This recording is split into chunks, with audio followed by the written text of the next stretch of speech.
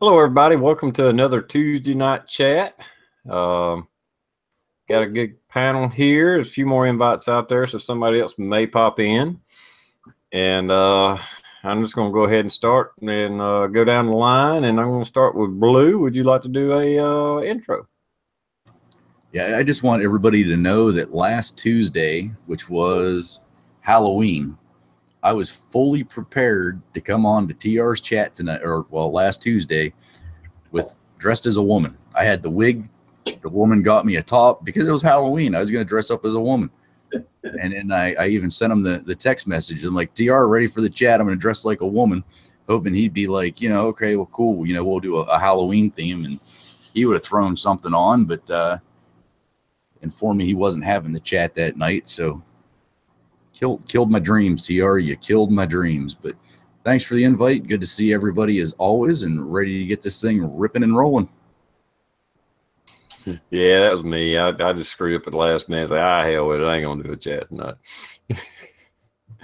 Scotsman, would you like to do a intro? I appreciate you having me on as always. Always a pleasure. Great panel. Not a whole lot going on. It's been a pretty busy week, pretty much from last Wednesday through to now. So not too much for me.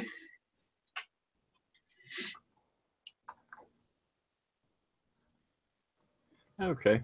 And Rosie, would you like to do an intro, and then you can go ahead and start off if there's anything on your mind you want to start us off with? Sure.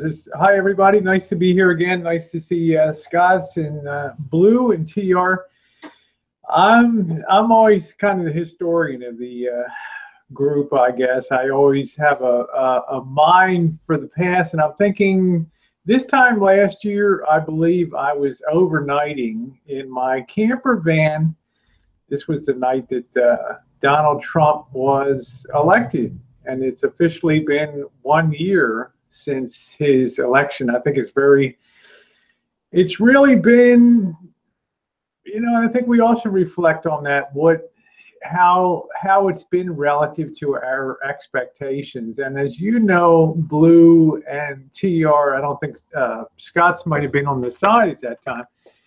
What did I used to say, TR? Trump would have to run the table perfectly to get elected. And on that night, he literally ran the table perfectly on election night. So I really don't have much of I'm the one sitting around waiting for the bubble to burst with a few of my friends here in this crazy market that we're in. And, I don't see much, but the thing I've noticed lately is that silver and gold, they just really refuse to give up ground and go any lower. And that's really a great sign if you're looking to continue to acquire precious metals. They have really stood very well. They're not gaining, but not losing and investing is a really important thing. If you can build a super long base of stability at a certain price, that augurs very well for the future. So I would say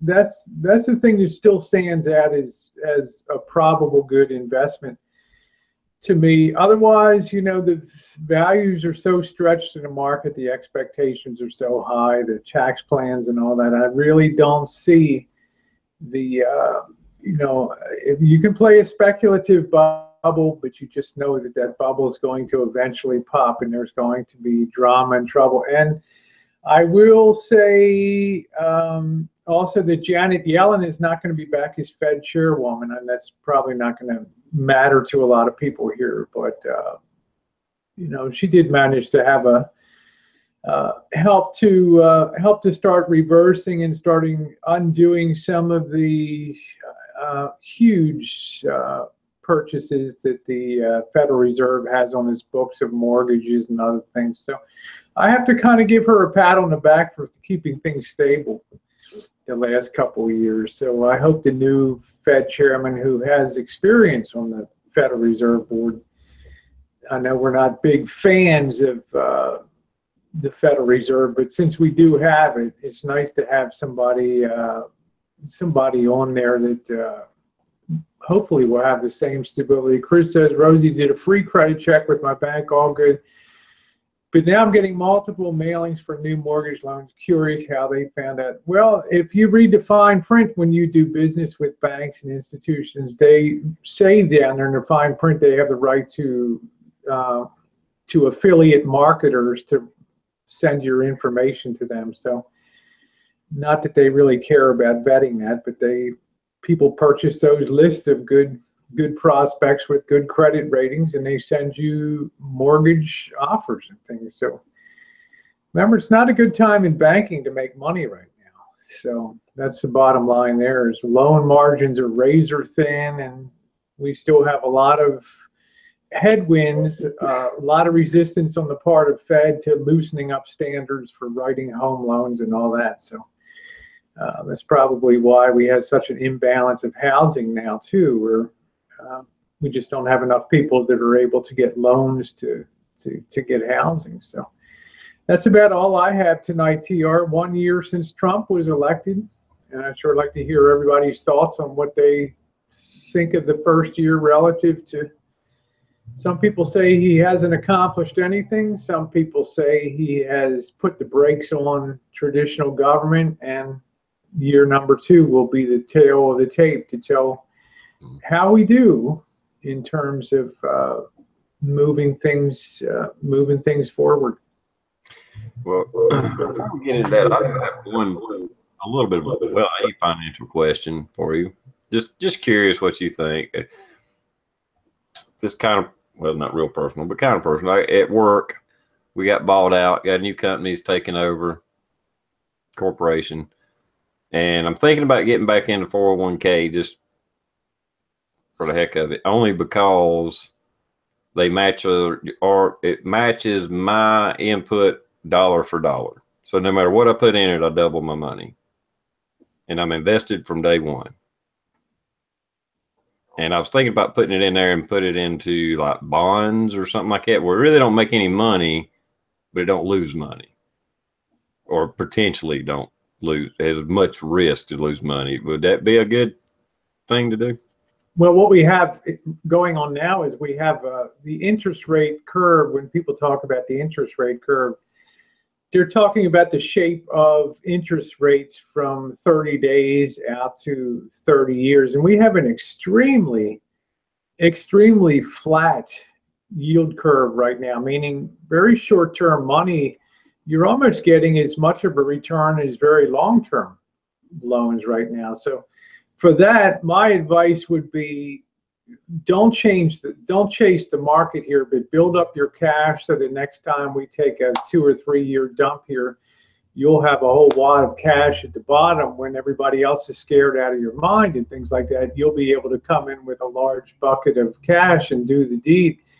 I would not take any long-term bonds. If they have a thing with short-term deposits or things like that, short-term money market funds, short-term deposits, I think that they make a lot more sense, because if the economy strengthens more here, those short-term rates will rise pretty rapidly here, and you'll get a nice return on that. But long-term, you're risking a lot that you could get whipped on interest rates here. If they start to move higher significantly, you could lose a lot of your principal very quickly on that. Yeah, I forget. I used to have it in something, and I thought it was bonds, but I don't remember. But I mean, it would only, at best, like 0.02%. But at that time, the company was matching me dollar for dollar, so I wasn't worried about making money in the market because I doubled my money every paycheck. Yeah, I put in there, they matched it, and I was just counting it as that. You know, if I put in $100, they put in $100. Well, that's a great way to look at it, because it's an immediate 100% return on your investment. That, you know, very few other things in life give you that out the gate. Plus, you said you're vested and everything in it, so you can walk with that. You know, absolutely, that's a beautiful thing. Even if you just sat that in short term, I just think the values are so stretched right now that you're not getting good. I'm all about value for money. And if I'm not getting great value, I'm not interested in it. But that is the best thing on earth, to have that immediate 100% match to your 401k, you should definitely take that. Well, it's hard to just walk away from they're matching me dollar for dollar. I mean, it's just like I want to put it in something that I don't care if it makes money, as long as it don't lose my money. You know, better chance of not losing my money. Not one of their here's your 2030 plan. Here's your you know, oh hell with all that. I just want it to sit there. They probably have something called a cafeteria plan that has a couple different choices that you can potentially put your money in. So I would stick to, I wouldn't go in bonds. Bonds have given everything they have to give. All the risk is on the downside now for bonds. I mean, they are terribly overpriced right now relative to the money that's being sucked up and needed in this country. So I would stay very short. And that way you won't lose your principal, and you'll be able to ride the rollover rates. As rates go higher, you'll be able to continuously reinvest and enjoy a higher rate every reinvestment period there. All right. Thanks for that. I just kind of wanted your advice on that. Yeah, as far as Trump, it's me personally, I think a lot has happened. A lot more could have happened if the Republicans and the establishment wouldn't fight him so hard. They don't have to just bow down and do whatever he says, but they're not even willing to work with him. And then I know some people want to flip that around and say he don't want to work with them. Well, that may be true, but we got a Republican House, a Republican Senate, a Republican in office, a president, and you guys can't put together nothing together, not anything, really, you know. But what he can do, he's done really good. And if just nothing else, the confidence of America has drove up stock markets. You know, business is doing good. There's more investments being put back in. A lot of people can look at it however they want, but I mean, I still think we're in a bubble. It's going to pop. Who knows when? But I don't get all the negativity about Trump. I just don't. That's just me. He says mean things. He acts like the stern parent, and people aren't used to that. It's not that he says mean things. It's that he uses Twitter. If he didn't use Twitter, people would feel a lot better. I don't know. Yeah, poor Rosie O'Donnell, huh?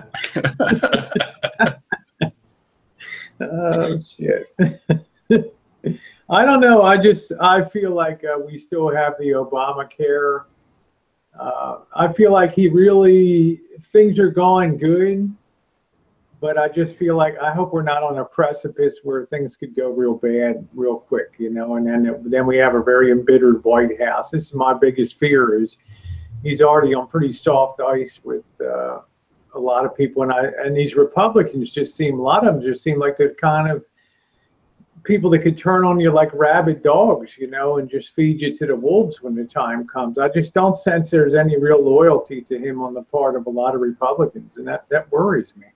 Well, there's not. There's absolutely not a whole lot of support from either party, and I mean, but we all know that he didn't come into this as a politician. He may grow into one somewhat, and I think he's doing a little bit better on curbing some of the stuff he says. Not a lot, just a little bit. But these people are used to, you know, the money's flown from here. I talk, you listen, and you are going to vote my way, and you're going to lean this way, and they're not getting that.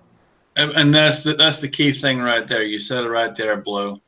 He's not a politician, and that's why we can't get anything done, because he won't go tit for tat. He wants this to go this way for this reason, because he knows that's what's going to work, but they won't break because they want their little piece of the fucking pie and they can't get it. Mm-hmm. I just worry when he stands there at the podium in Korea and says, I'm the only one that matters. You know, you can imagine, you know, if you're a Democrat, well, it's business as usual, you know, is kind of what you expect. But when you're a Republican, you need them to get things done, and I just worry that you know, they could jump like rats off the ship if, I don't know, sometimes a little consensus is good. Maybe the Obamacare would have been done away with, just one vote short. And, I think sometimes you got to give a little bit to get what you want, and that's my fear in that he won't be able to compromise, and it'll work to his detriment going forward. No, I don't know. There's what was our other choice? I mean, Hillary Clinton. Oh, there wasn't. That's what TR said. I didn't vote for Trump. I voted against Hillary. I get that. Well, I mean, there's compromise, and then there's breaking it down and doing what's right for the people, and that's what he's trying to do. He's trying to break it down and do what he thinks is right for the people. So healthcare, for example, is a big one. You know, he's trying to do the right thing, get rid of Obamacare, which has crumbled, absolutely crumbled this country in the last 8 years when it comes to that. There's so many people in debt, so many people that have spent so much money on higher paid insurance, which shouldn't have never been in the first place, because Obama just went ahead and signed it right into law. Now, when you think about it, you know, he's trying to do the right thing and run it in a certain way as a business. And that's the thing, he's running it as a business. And if you think of it in a business mind, you're going to operate in a completely different manner than you would as strictly politician, which politicians, we all know, most of them are out to make money for themselves. That's what they're there for. They're not there to help us. They're not there for the people. They're there to make money for themselves and scoot on by. It's sad, but it's true. Yeah, I guess we're just seeing running as a business is clashing with running as what some might perceive as the democracy. You know, it's kind of the my way versus the highway sort of thing. And that, you know, there's only so many executive orders that you can issue. And then at the end of the day, you have to work with these people that you're mildly dissing in there. That's my only concern is if things like, I think somebody put on the side chat that the Democrat won the Virginia election tonight. If the tide starts to turn, a lot of people are going to CYA, cover your ass, for the elections coming up in 2018, and they're going to start to move the other way. And then we'll really have a lame duck president here. So it's just my concern about that. Yeah, when it comes to healthcare, they should just appealed it and replaced it with nothing, or at least go back to a lot of the laws that were in place before Obamacare. I understand federal laws protecting people from insurance companies, and there's nothing wrong with some red tape in that, but as far as having government issued private health care, they totally fucked up everybody's insurance. 8 years ago, 5 years ago, my insurance was pretty good. And I don't have Obamacare, but everybody else's insurance was affected because of Obamacare, because those same companies was covering that horse shit, and all those laws passed incorporated that, and they just passed all the cost on to everybody else. Plus they're making a profit on top of that extra. They just screwed everything up. I don't know that healthcare can be fixed. I mean, I know what I would do. I've said it many times, is just get the government out of it, get our damn businesses out of it, and it'd be just like car insurance. If you want health insurance, you call them up, hey, what's your rates? Well, Blue Cross said they can beat that. Can you beat it? And they can say yes or no, and then, okay, have a nice day. Mm-hmm. Yeah, I agree, man. Wipe it clean, start over.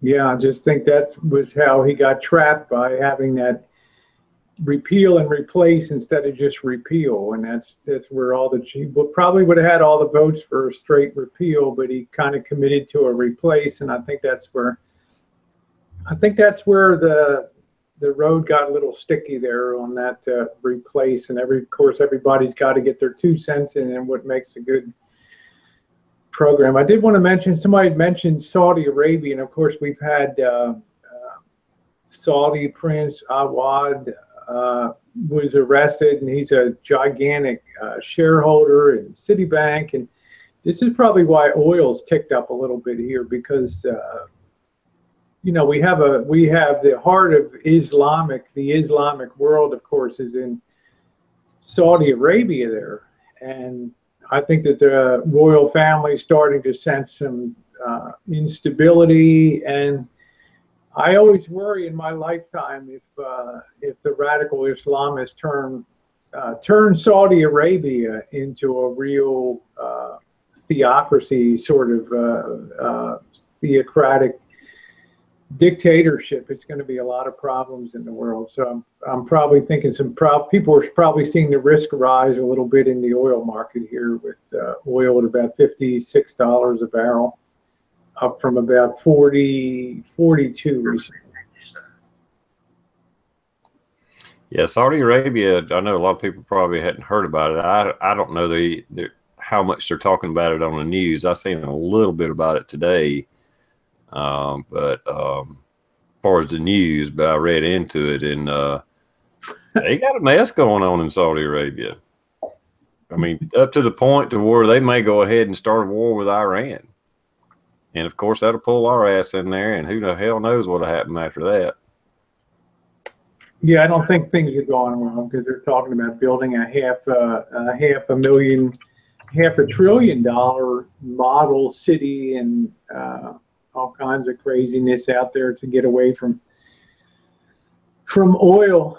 So we shall see. But instability, I don't care whether Josh says it's anti-corruption and things like that, instability leads often to more instability, particularly in a situation where finances are a little stretched and people are being forced to cut back a little bit. People don't like to cut back. They like to maintain the status quo or get more. So that type of situation can often lead to spiraling of instability.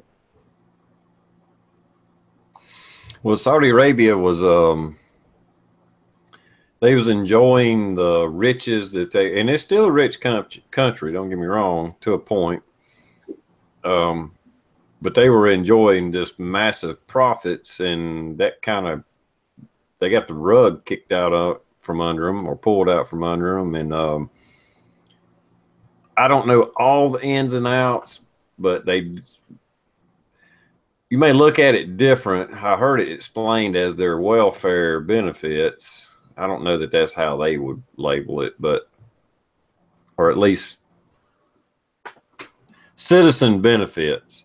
Because when I was over there, from what I understood, the way it was explained to me, if you were a Saudi Arabian, you pretty much didn't really work for a living. I mean, you did, but not hard labor. And the government pretty much, like, everybody lived off the oil. But it's not like they're all rich. It's just that they didn't have to work hard for what they did have, because they lived, for the most part, fairly simple lives. So I think that's working against their, I agree with Linda Francine. We've known that they don't have the expectation, the young, of having to be, there's no creativity in that culture, because there was no need. Unless you're, this is one of the beauties of capitalism and the periodic collapses and rebuilding, is unless your back is against the wall once in a while, there's no need for your creative juices and innovative juices to flow. And that's the problem over there. They've had a very sheltered society that really doesn't produce anything, just pumps existing oil out of the ground, hires people, imports people to do the menial work, as Linda said. So they're arguably in a terrible situation with oil. If oil takes another leg down, which I expect it to do, if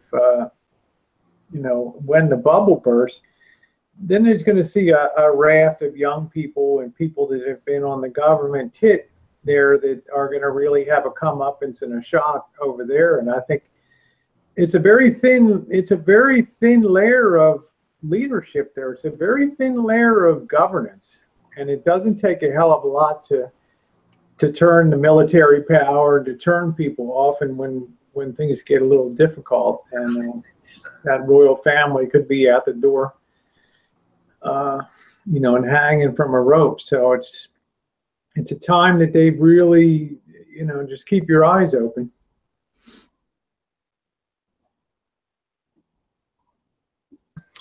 Yeah, they imported all their the lowest. Well, I shouldn't say the lowest. The Saudi Arabian people that I talked to while I was there, which it was very limited and very small amount, probably the lowest worker I saw was like over a small construction crew, and they were all immigrants. Well, I won't even say they're immigrants. They were from different countries. They put them in camps. They kept them away from the cities. It was like, okay, it is damn near slave labor is what it was. It was, you know, people from Philippines and just everywhere, India, whatever it is. They did all the hard labor. And the lowliest Saudi Arabian I seen was like over a crew pointing. Do that. That was, and like I said, from what I understood, that was the way their whole system was set up. Now, don't get me wrong. I've seen farmers and stuff like that out there too that were probably Saudi Arabians, you know, goat farmers and stuff. And they just lived simple lives, you know, so. But the other ones got pretty much, it's like all the jobs were government jobs. Rather than a few peddlers and stuff selling perfume and gold and what have you. So, anyway. Yeah, it's a bigger mess over there than people realize, though. Well, that's why I think these places like Dubai, they try very hard to reinvent themselves. As you know, Dubai is a great free port for duty free and stuff like that. But at the end of the day, their economy, you know, if you're built on one source of income, it's extremely hard to diversify away from that. And I just think that leaves them twisting in the wind when that product goes down in price. It's you know, as you say, TR, and as Linda said, the young haven't really had to do, you know, they felt themselves superior to do manual labor and to do the building, and they've left it to other people to do that. So they're in a situation where it'd be very easy to get pissed off. Did your guys' gas prices jump like 10 cents a gallon within the last couple days? We had a tax increase come in on November 1st. Mine over here, dude, they jumped ridiculous. So at one point it was like I got out of work one day and it was like $2.21 a gallon. Fuck you. And hold on, I'm like, you know what? I'm super freaking tired. It's 9 o'clock at night. Screw it. I'm gonna go right home, go to bed. I'll fill up in the morning. Dude, I get up in the morning and went up freaking 28 cents. You're still not even close to what I'm paying. Oh, I'm not done. I'm not done. Shut up, Blue. So the very next freaking day, I kid you not, it goes up another 12 fucking cents. Right now it's almost $2.70 a freaking gallon. Still not paying what I'm paying. Yeah, we're paying $2.89. Yeah, Pennsylvania seems to think that let's tax the shit out of gas. Let's tax the shit out of phone service, cable service, internet service, all the stuff that, you know, working people should be able to afford and, you know, to do shit like this. But no, we're going to tax the shit out of it because of all of the, I don't want to say welfare, but they need something to make up the deficit, and that's what they're going after. Well, they said here it's going to raise $10 billion a year for road work and all that. At the end of the day, it just continues to price oil out of eventually pricing oil. Even marginally, the more you put up taxes stay forever. and it'll just put a floor price under oil that will hurt OPEC at the end of the day, and it'll continue to drive shale. It'll continue to drive alternatives like solar. So a lot of these governments thought, gee, people were paying almost $4 a barrel. They're paying, like you guys, $4 a gallon.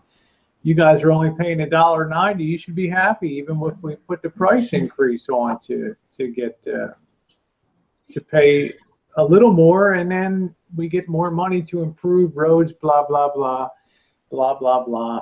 You know, they always attack. The general fund just grabs it anyway. So it's, you know, it's all a bunch of BS. I don't know if any of you have ever tried to start a business. I'm in the process of it. I got a letter in the mail today, and it just kind of cracks me up. So just for shits and giggles, let me see if I can get it right here. But if you guys can see that, $84. This is from the labor board that says I need to purchase all of their posters. $84 for 5 posters. Mm-hmm. Now, I'm a single employee, owner of the business. I have no fucking employees. I plan on hiring no one. I still have to purchase these or face a $17,000 fine. Now, are those the posters that are like the whistleblower laws? This is what minimum wage is. This is. Yep. Yeah, make sure to study them. I'm the only freaking employee, the owner, and I still have to purchase them. If I don't do it, $17,000 fine. Well, you better make sure you pay yourself at least $7.75 an hour. Or you're fucked. Yeah, you better read those things. Fuck that. Yeah, that's messed up. If you're going into business for yourself as a, you know, the sole proprietor, why would you need that? I can see if you expand, but yeah, I mean, if I had an employee, I could understand that, but I have no employees. It's just me. I'm pretty sure that you could probably find the same shit on the internet somewhere and print it off on a piece of paper. But it's probably not. It's probably not. You know, the only reason I brought this up was because we're talking about gas and taxes and everything else. This is the kind of BS they pull, dude. You're trying to start a business, and the first thing they do is money, money, money, money, money, money, money. Rick the little guy. Mm-hmm.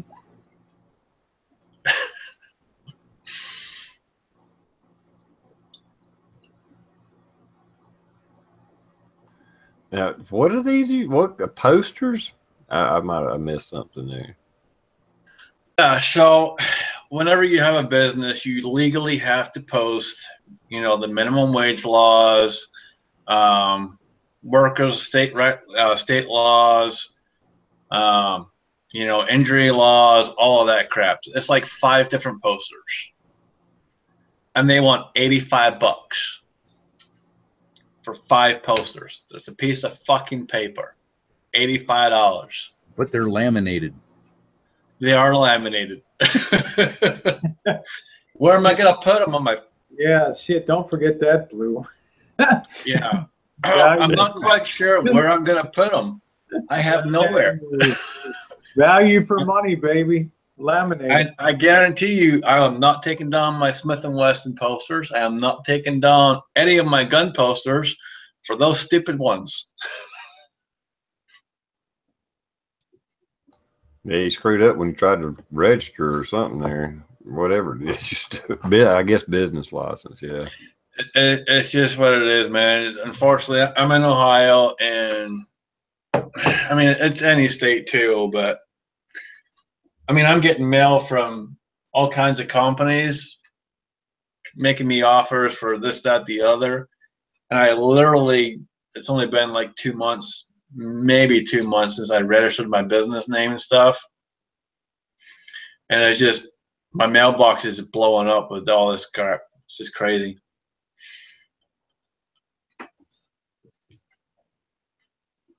Just make sure it's not some third-party company trying to pretend that you have to buy something, because we get them all the time, and we just, ignore them, those type of things. They're trying to make money on, you know. Yeah, and that was my one concern with it. I gotta double check the address on here and all that Yeah, good see, stuff. make sure it's not a mass mailing, sort of bulk mailing thing that you got, because they like to do that shit. Yeah, I'm gonna double check the address and all that good stuff and make sure it's nothing like that. And Daniel, no, I will not put them around my flag. That is sacrilege. Will not do it.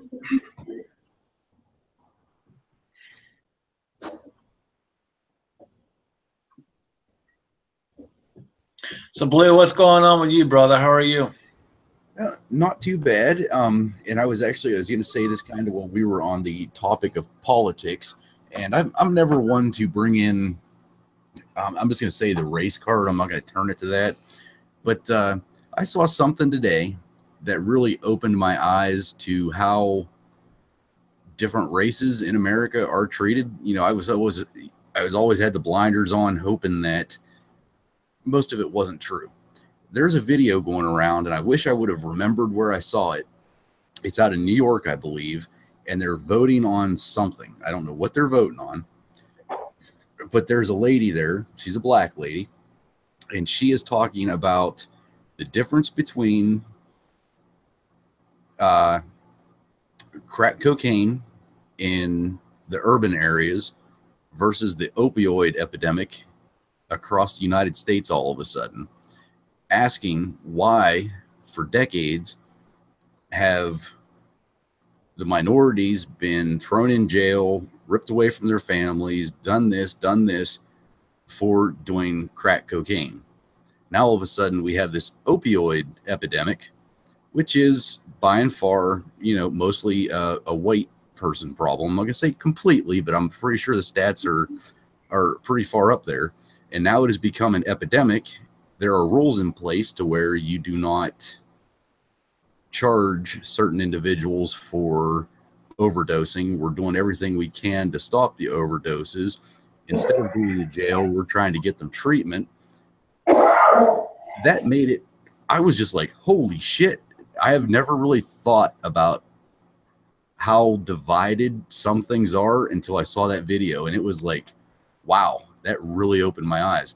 Have you guys seen that or heard anything of it? Or even thought about it? No, well, I haven't seen anything on that at all, man. I mean, I can tell you it's pretty bad out this way too, but I haven't seen anything or heard anything on it. Well, the difference is we're talking about illegal drugs versus legal pharmaceutical company issued drugs problem. So the pharmaceuticals you got the politicians in their back pocket all the way down to the local doctor, whatever. And so since it's a legal FDA approved drug, it's a problem. Well, that's not really, it's different. Heroin. If somebody shoots up heroin, they're like, well, see, you know, that's different. These opioids, you know, we gotta, that's since the federal government said these were okay to take and you need to push these sons of bitches just as hard as you can, and the pharmaceutical companies are advertising the shit out of them, or at least the companies that make them advertise their other drugs on TV and everywhere else, so they're protected. That kind of makes sense. I don't know if I'm looking at it right or not here. I don't know. I think you're kind of on point where it was an epidemic started by Big Pharma. And I don't want to use the word epidemic. However, there's a huge difference between somebody taking Oxycontin versus heroin. You know what I mean? Heroin's never been legal. As far as I know, way back in, like, you know, the old West time, they used to give that shit for the common cold, I'm pretty sure. But I don't know. It just really it like really made me think that, you know, holy shit, this lady is absolutely right. For decades, we've been, you know, throw them in the slammer, do this, do this, do this. And now all of a sudden it's heroin and all that other shit. And it's, oh, let's keep them out of jail. Let's put them in treatment. Let's do this. But I see where you're coming from is Big Pharma started it, which was stamped by the federal government. So, oh shit, we fucked up. I can see that. What did you even have you seen the report come out today? I think, or maybe yesterday. They actually mentioned it on the news, but I seen it in an article before that, where they did some studies and people in the hospital for pain, they started anyway, they did some studies. They were just giving them over-the-counter medications, and in a 2-hour span, the over-the-counter medications were just as effective as the opioids, or opioid, however you pronounce it, that they were normally given. So they've been pushing, and they're not downing them or anything. That's just what they're taught. That's what they're told. That's what they're given. And it turns out, maybe Advil or Tylenol would have took care of the pain about as effective. Mm-hmm. Now, I'm not talking, severe chronic pain or whatever. I'm just talking about, evidently it's been pushed to the point to where Tool Monkey out there, he can tell you. He has a serious back injury. He said they was pushing fucking Lortabs, I think. I mean, like giving them the prescription was like a fucking jug, not a bottle. It was a jug. You need to take so many of these a day. And he was like, fuck that. He did a little bit to start with because he's in such pain, but he was like, nah, hell no. No. I can tell you when I had one of my injuries, they tried to force down, I forget what the hell it was, but they tried to force down some major medication, and I'm like, I took one the first night, and I kid you not, I was in freaking sweats and all kinds of shit.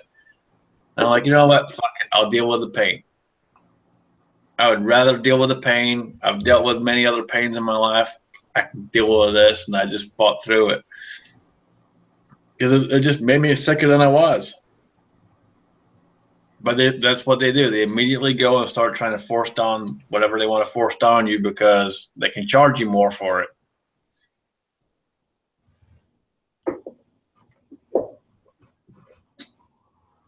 Unfortunately, I think one of the bigger problems, which I think we have talked about this a little bit, is the people that do get hooked on the opioids, whatever, fucking drugs. If they can't get them anymore, the doctor won't prescribe them. They cost too much on the street. Heroin is a cheap alternative.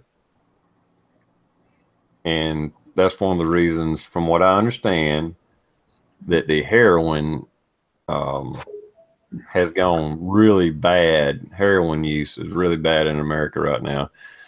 That and the fact that we secured the damn opium fields in Afghanistan and guarded the fields and made sure the CIA got that shit back to America for people to shoot up. Yeah, that shit, it's cheaper than dirt. I mean, Christ, I can, if I wanted to, I could go to a bigger city. I could buy a stamp bag of heroin.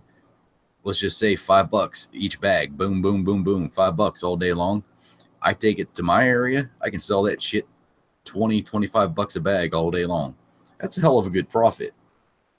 And then even if I get away with it for, I don't know, 3 months, fuck, most people, the investigations take a year and a half. So shit, I get away with it for that long, go to court, get a plea deal, and I'm off on probation. That's a hell of a nice little paycheck.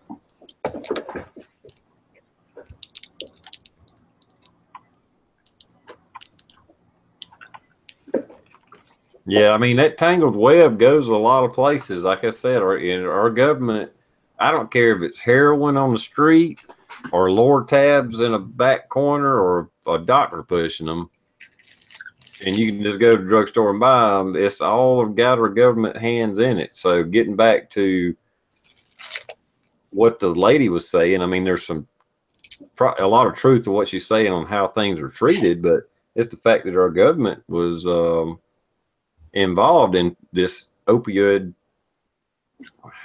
Somebody has to say it right because I don't know how to say it. epidemic supposedly just happened in America, but I think it's just because our government put a stamp of approval on it and letting the pharmaceutical companies just push the shit out of them. The cheapest drug you can get prescribed is a damn painkiller. Well, from what I understand, you need heart medicine, you need, or blood pressure or whatever. That's going to cost you out the ass. You need a painkiller. Oh shit, $3. You're good. You know, through your insurance or whatever. Stop picking on me, Pops.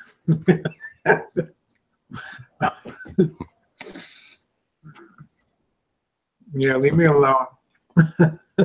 Rosie is popping pills. Yeah, my pills are leftover Halloween licorice Twizzlers. I thought it was licorice she was opening up. Yeah, I'm gonna have to get my wrench and boot Pops out of it. Chad, can you imagine? Did you have somebody inspect that candy before you started eating it? Yeah, I did. I'm checking it out now, Blue. Yeah, I'm on the reds. That's right. Wasn't some dirty old man that offered you some candy, was it? Mm-hmm. Yes, it was.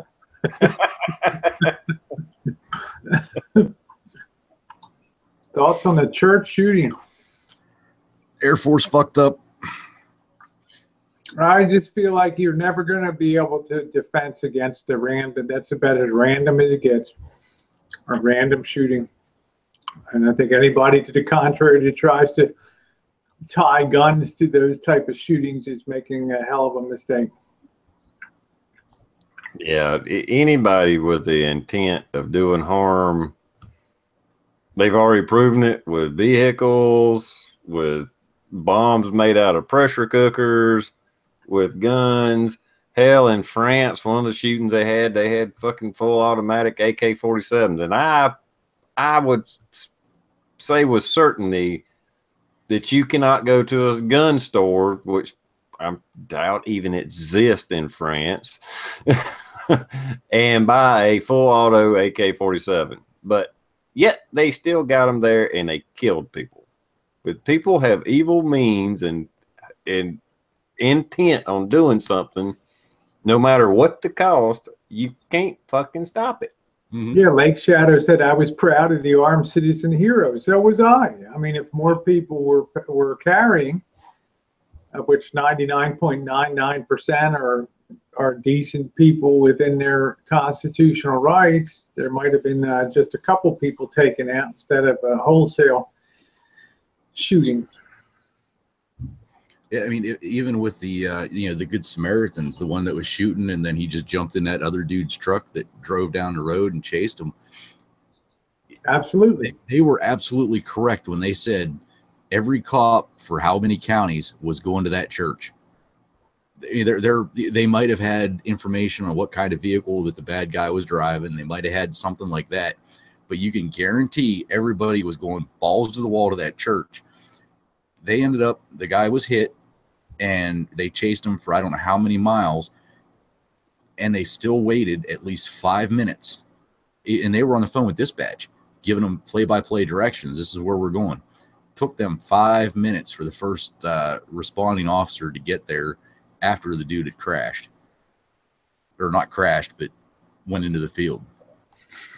I just say you can't depend on, like Wicked said, we shouldn't depend on the government regardless. You got to take care of number one. Mm-hmm. I agree with that. I like TR carrying. I can't carry here, but I'm just saying I like the fact that he is always carrying. That would give me a lot of peace of mind. I mean, there are very few places I don't carry. Unfortunately, I can't carry at work. I always have a gun in the truck. And then, obviously places where you walk in and you have to walk through and they check to make sure you don't have anything. Other than that, I'm always carrying. Now, you're at a gun shop, right? Yeah. And as stupid as it sounds, I cannot carry. Is that a company or owner policy? That is a company policy. All right. Because I know every gun store. No, I'm not.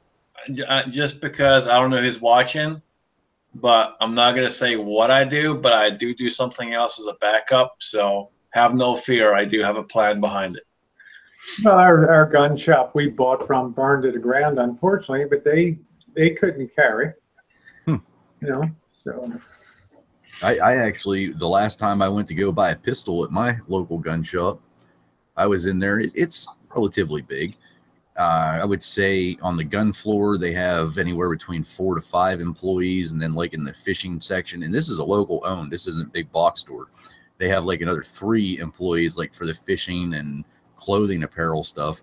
But I was in there looking at different guns, and the freaking guy that's helping me out, he's like, well, if you like that, he's like, you might want to try this. And he pulls one off his hip and he takes the shell out and hands it to me. And he's like, how does that feel? And I'm like, God damn. That's all. I just look at him and be like, God damn. Yeah. I mean, I'll tell you, over the years, man, I've been doing this for 7 years now. I couldn't tell you how many times I've literally had a gun drawn on me, fully loaded. And the guy goes, how much can you pay me for this? And points it right at me with one in the chamber. Christ, I'd go ballistic. And you just have to be, I mean, I guess it's just my martial arts background, but I can stay calm and be able to handle the situation. But it's just like, dude, are you freaking kidding me right now? You're concealed carrying, and then you have the complete ignorance to draw your weapon on me. Mm-hmm. Yeah. That's why I'm a big proponent of everyone should go through a class. I've been in so many states where you don't have to. You can get a carry permit, no class whatsoever. I'm a big proponent of everyone should go through a class.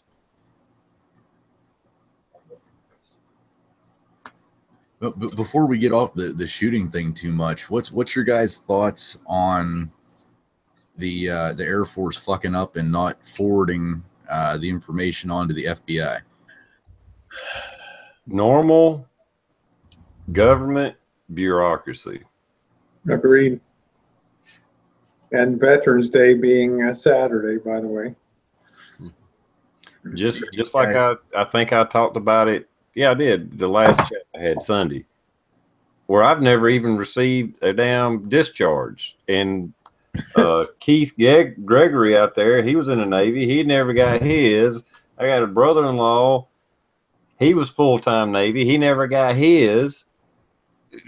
They can't even issue you fucking discharge, much less like pass along. Oh, wow, by the way, we locked this guy up for a mental problem. You know, they don't. It's government.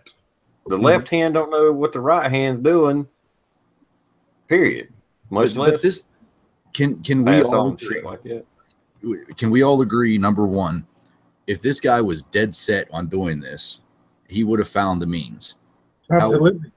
However, yeah, this is that. Don't talk to me about guns and that bullshit. He could have come up on when everybody's getting out of the church and congregating at the back, you know, plowed through the fucking crowd. So. Rosie, this is that one time. This is that one time where we have laws on the books that if would have been followed, he would have never have been able to, quote unquote, legally purchase a firearm. I agree. That's what we're going to hear about, and it's already been set out in the external. This is going to be. Don't blame the gun. Blame the breakdown in the bureaucracy.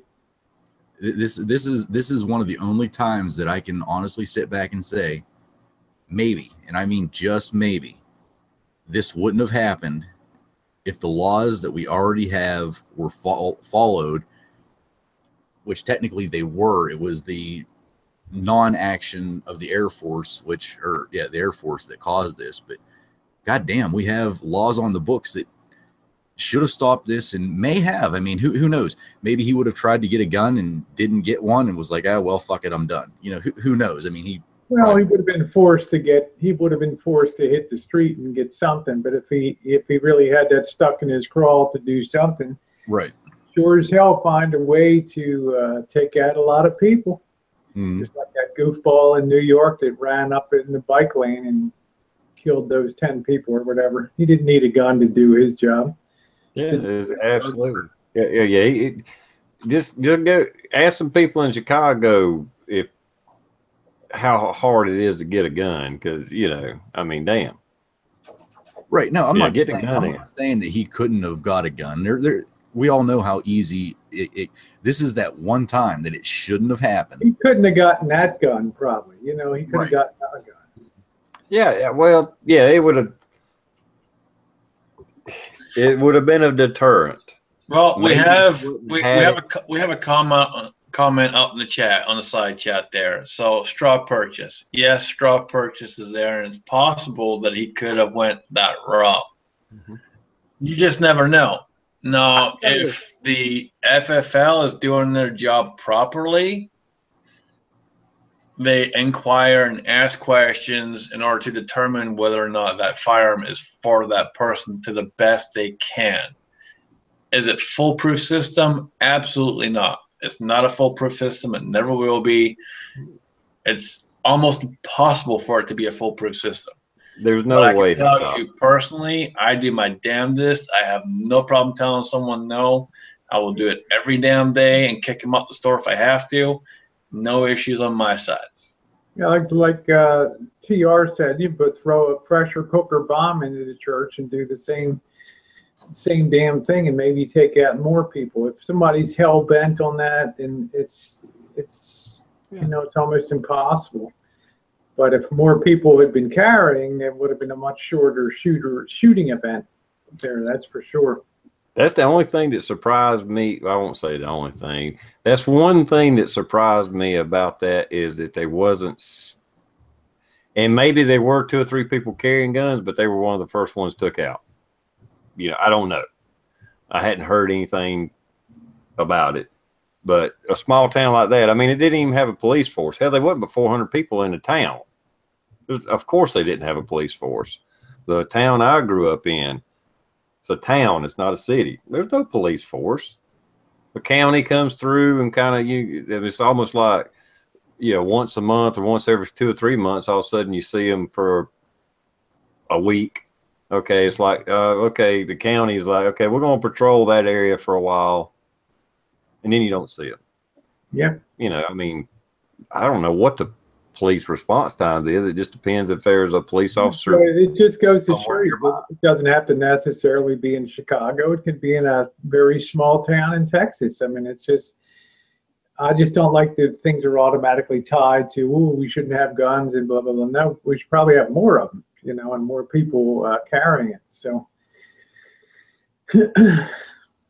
Well, to Blue's point, when it comes to paperwork and stuff not being filed properly and stuff like that, I see different things on my side of it where, for example, you get someone who's stationed in another state and they come in to buy a pistol. Well, they have to have their transfer orders, and their transfer orders have to be 100%. So it's called PCS orders.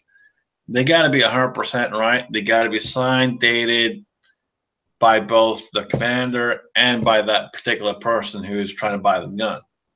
You'd be surprised how many times they come into the store and either they have a copy where they've not signed it or their commander's not signed it and try and tell me that it's legit.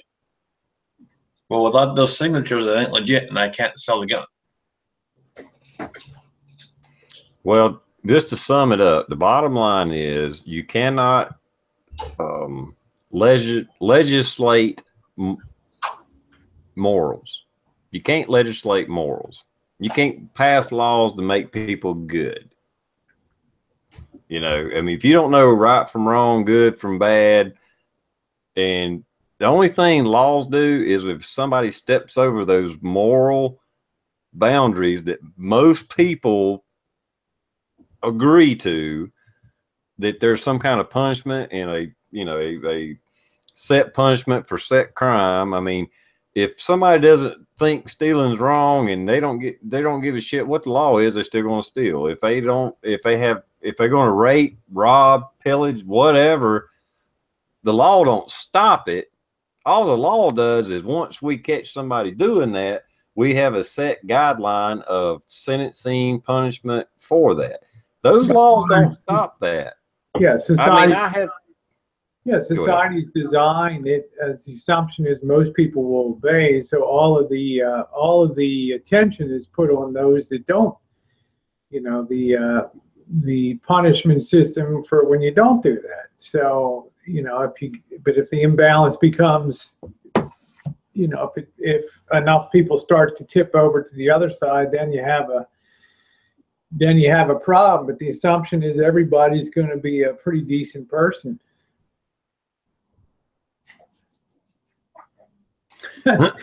Well, I mean, I don't. Warning stickers, not to stick a hot curling iron into. Lou, I tell you, Pennsylvania is like moving up in the wall rankings. Well, I think the majority of people, I don't care if you're religious or not or whatever, I think the majority of people know right from wrong. Even if they do wrong, they probably know they're doing wrong.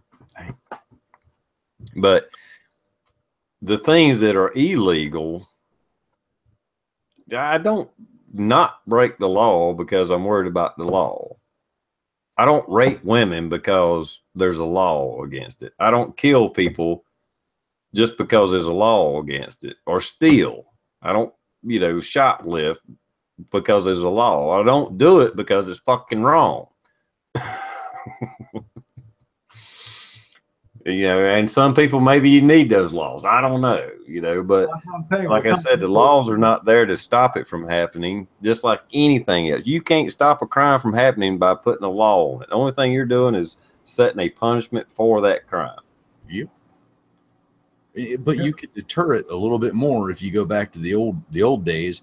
You don't steal because you know it's wrong. However, some people still do it. You fucking whack off one of their hands for stealing.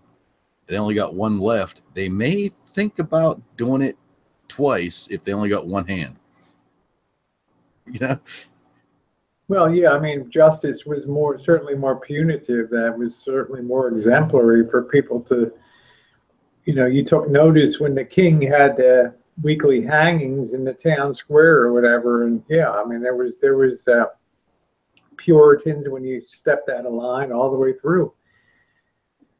Now we've sort of lost that, you know, we've been on the rehabilitation track, and well, we're failing at rehabilitating instead of probably recognizing that some people are just bad at the core.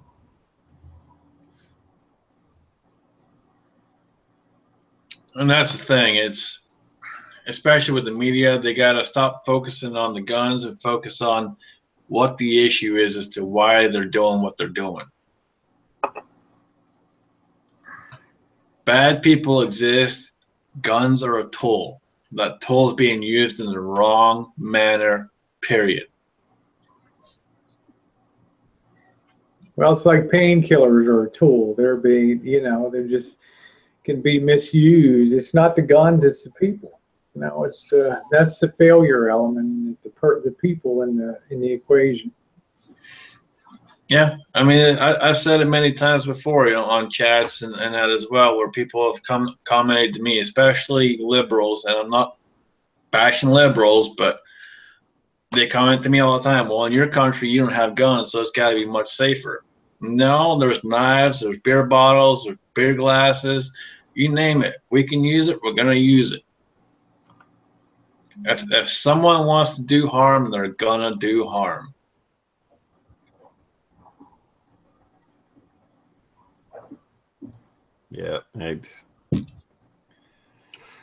Yeah, placing blame and trying to outlaw guns, and it's just so ridiculous. And I know there's no reason. There's almost no use even talking about it because we're just beating a dead horse and talking to the choir, preaching to the choir here. You know, it's just ridiculous. I mean, kind of on the same subject. I don't even know how to explain this. Say this recent shooting. This is plain. This is cut and dry. I mean, there's there's a little bit of this latest Texas shooting. There's a little bit of a question of his exact motive, who he might have been affiliated with or sympathized with, whatever. So there's a little bit of gray area there, but it doesn't matter. It's pretty straightforward. This little dickhead, you know, shot these people up. All right. It's pretty cut and dry. But I kind of blame the media over the last several years of glorifying Black Lives Matter and Antifa.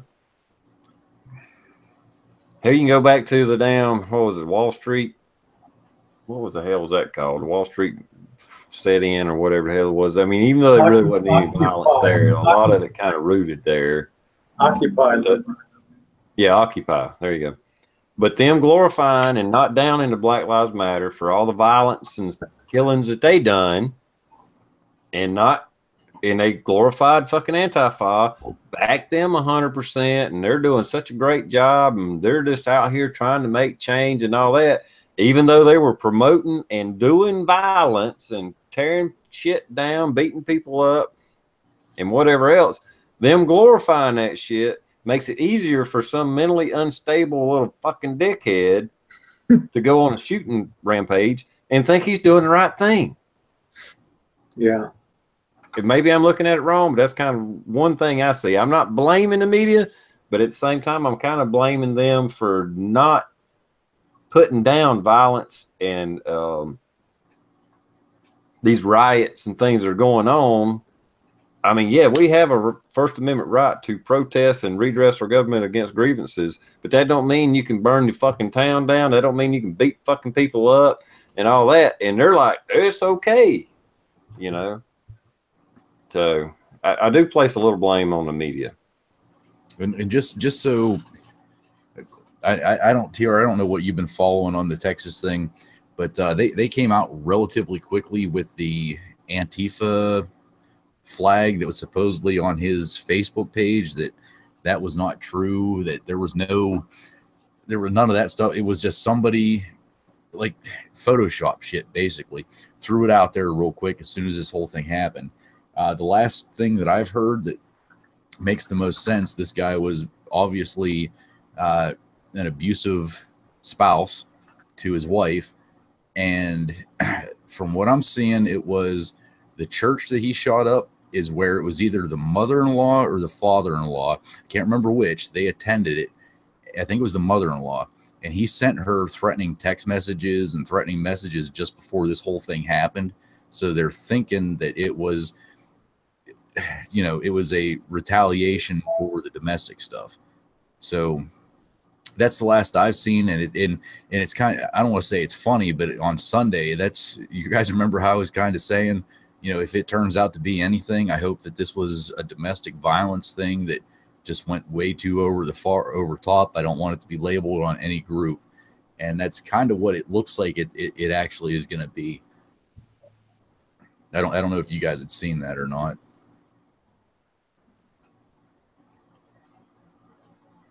Yeah, I mean, it was within minutes after they posted his name. I pulled up pictures with that. It was his supposed Facebook, and he had pictures of Antifa.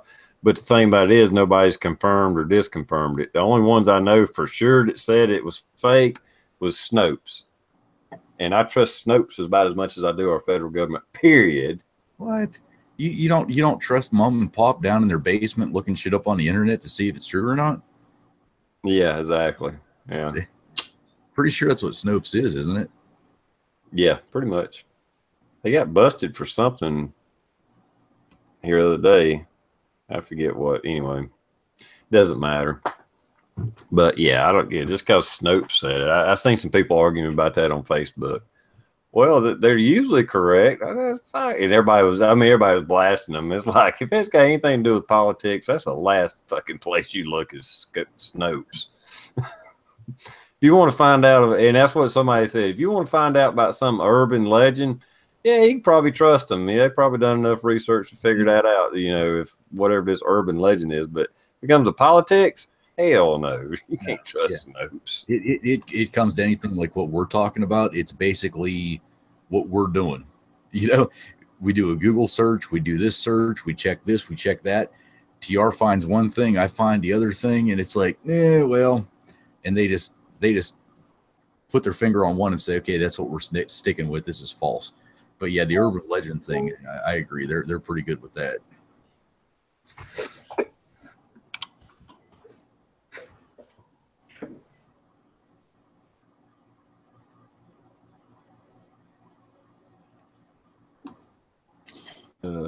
Anyway, that's just kind of, I don't know. I don't know what else to say about these shootings and stuff. I mean, the Vegas thing, I really don't know what to say about that because there's such a there's so many holes in that story and stuff that I don't even know how to talk about it without sounding stupid. You know, I don't believe it happened what happened the way they said it did, and maybe they just don't know what the fuck happened. Yeah, I don't know.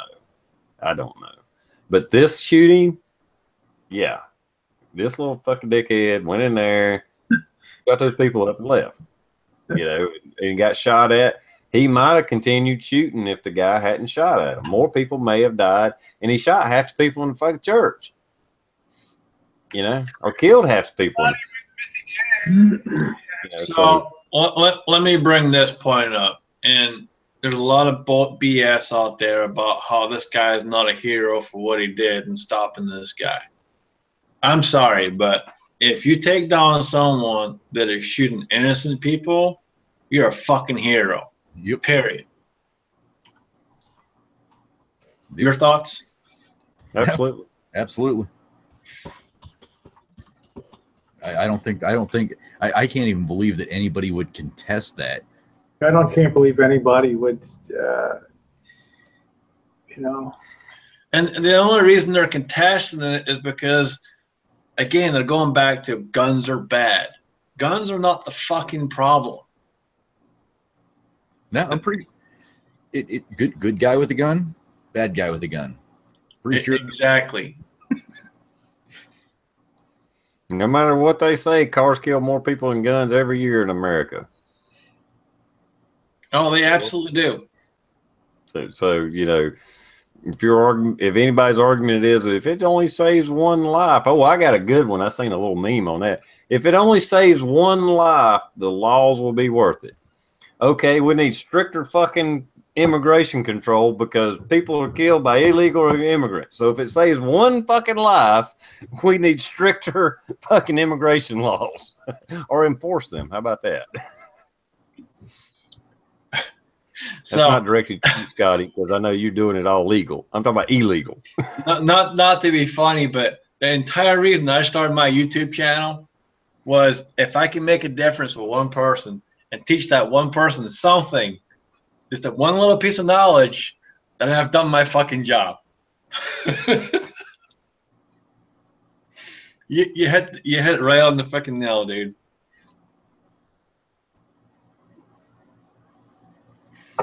If that fucking fence, a wall, saves one person's life, it'll be worth it. Fuck but yeah, wait a minute. build the fucking wall. Whoa. TR, I know that you fucking saw Resist the Tyranny's video on that awesome fence that we have down south. That fence will stop anything. There ain't nothing getting through that shit. As long as they ain't pointed towards it, it'll stop them every time. If they turn left or right, it'll work.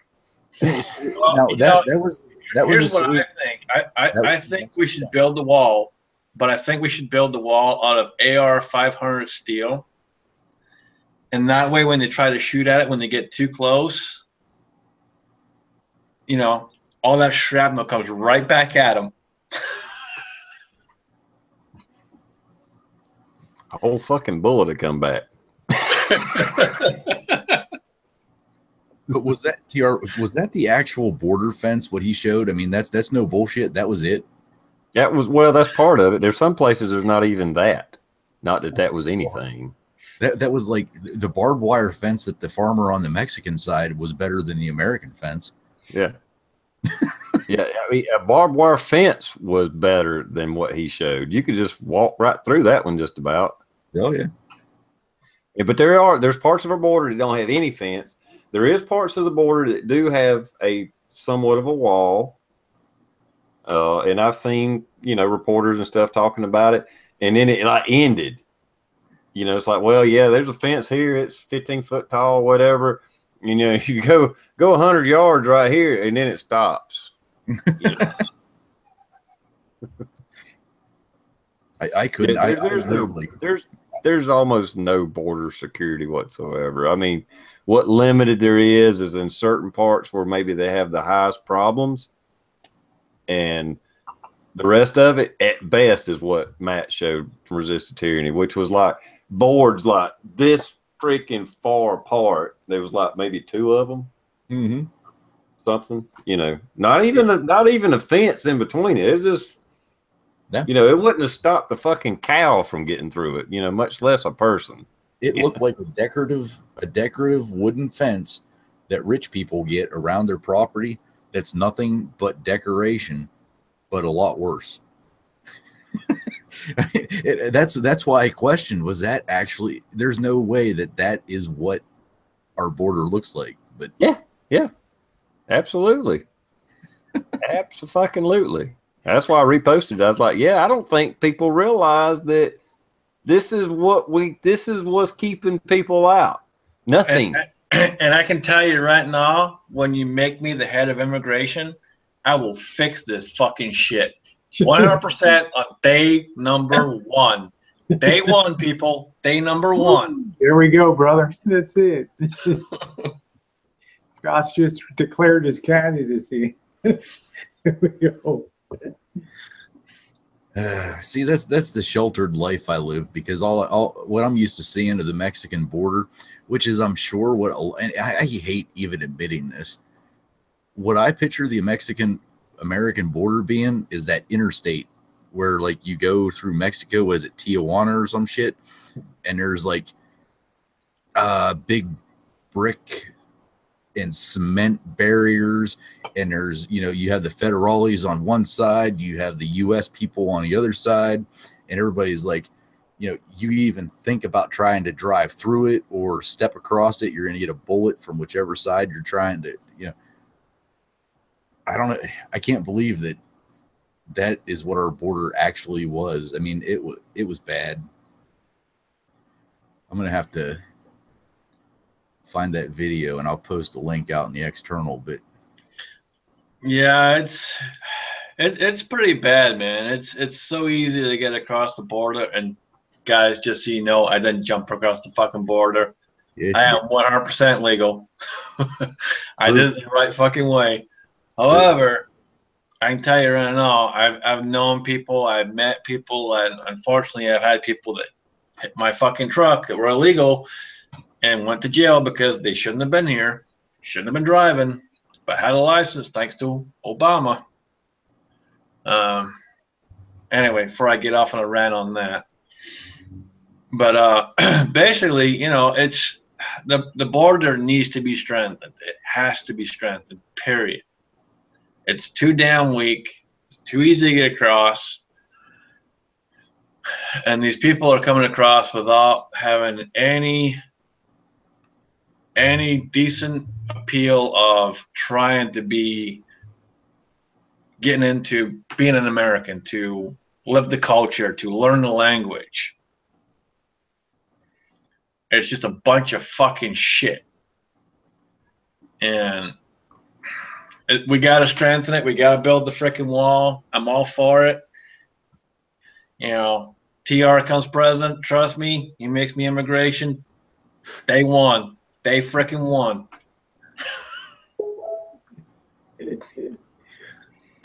I missed part of that conversation. Sorry, I had to step away for a minute. I can find that fucking wall. We were just talking about the cupboard. That's all. Oh, the cupboard. Yeah. You can be head of immigration. That's fine. But I could fund that wall in a month. We may even give it 2 months just to make sure. 6 months. You can pay me back because I'm building it day 1. Okay. Well, how are we going to fund it? I could fund it without Congress, I think. We'd make it private. To a point. All I got to do is start a lottery. It's like, okay, a third of the money or half the money, you could win. I guarantee you. If 65 million people wanted me as president, and then I said, hey, we're going to have a lottery. They're $2 tickets. The funding will go toward the wall.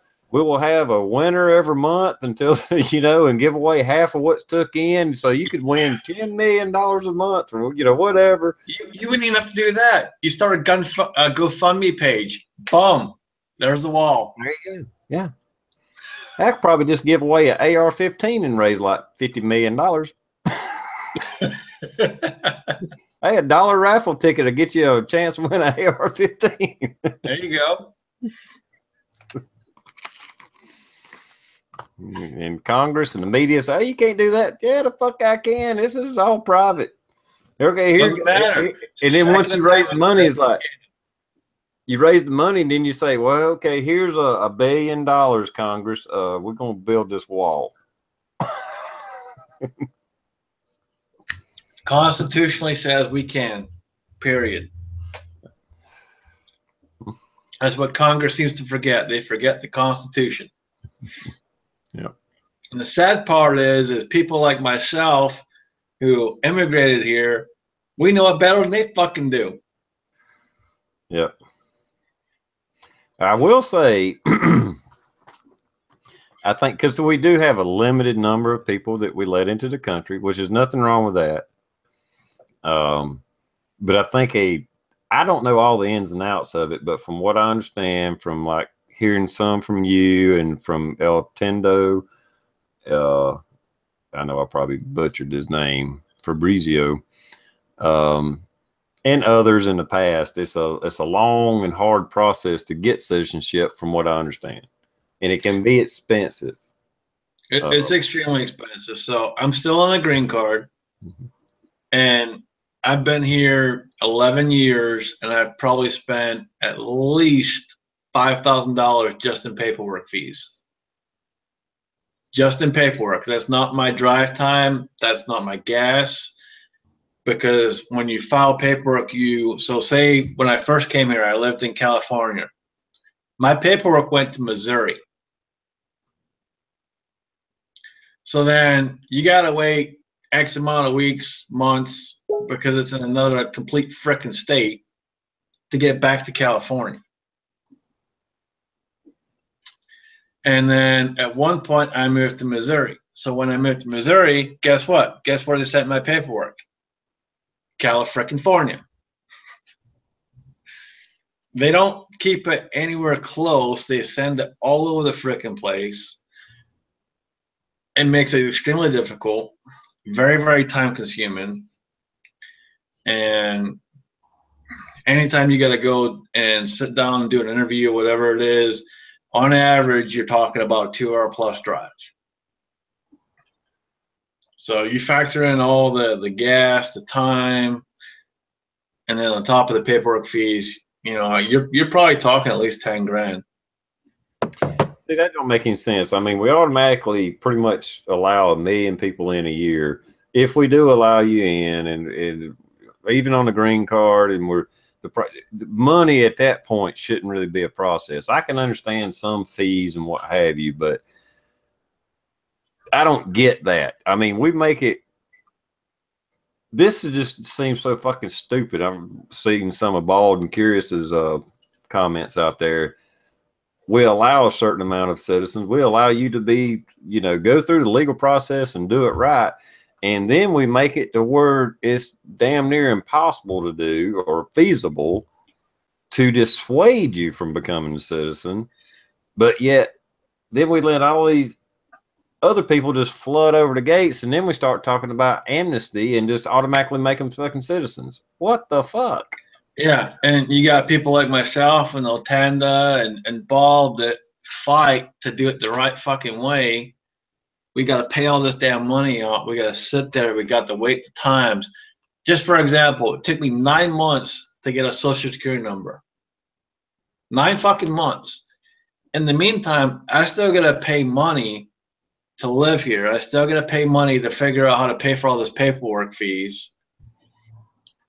And I still got to figure out a way to drive to get to a job where technically I can't have a job because I don't have a social security number. So it's one big huge fuck up. And yeah, I'll put you in head of immigration reform. I'll fix it, dude.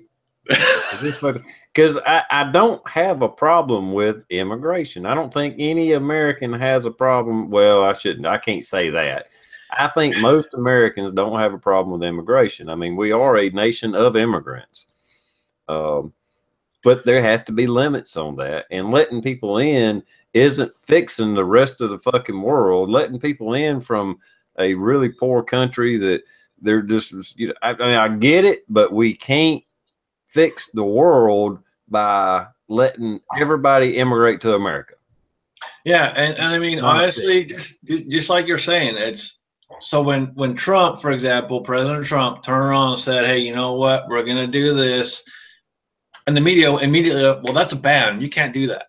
No, it wasn't a ban. It was increasing the limitations on certain people coming in.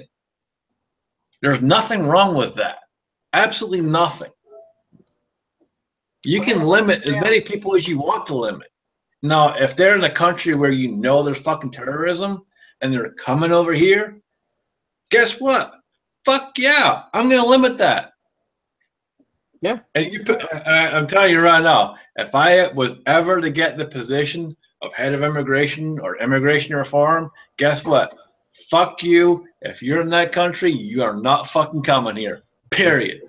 I will shut it down. It's been done many times in the past by Democrats and Republicans, mainly Democrats, if I'm not mistaken. But hell, what was that horse shit? I didn't even know it existed. The guy in New York that mowed down those people on that not sidewalk, but your little bike path or whatever they want to call it, got his visa through a fucking lottery. What the fuck is that? Yeah. Yeah, it's fucking crazy, dude. A lot of countries have that lottery system because it's more fair to just let chance dictate instead of having the people that you might like to have in your country. You get a goof like that. That's just unbelievable. You know, I mean, you got people that want to come here, that want to be a part of the society, want to contribute, be part of America. It is a great melting pot, but not if you let in every Tom, Dick, and criminal and fucking terrorist in the world. Then it ain't a melting pot. And that's exactly my point. You know, all these fucking media went straight to, well, he's trying to ban this. No, he's increasing the stipulations for those people coming into the fucking country. There's nothing wrong with that whatsoever. In my opinion, if I was doing it, I'd fucking straight up ban them. I don't give a shit. Because those are the people coming in that keep blowing up our fucking people. They keep jumping in a fucking car, running over people, buying guns and fucking shooting people, and giving us legal citizens and legal green card holders a bad fucking name. Oh, absolutely. Yeah, absolutely. Try to get into any other country in the world. Just try it.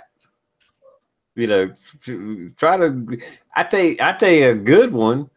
Look up Mexico's immigration laws and their penalties for illegal immigration and what it takes to become a citizen. And then when you become a citizen, what you can and can't do.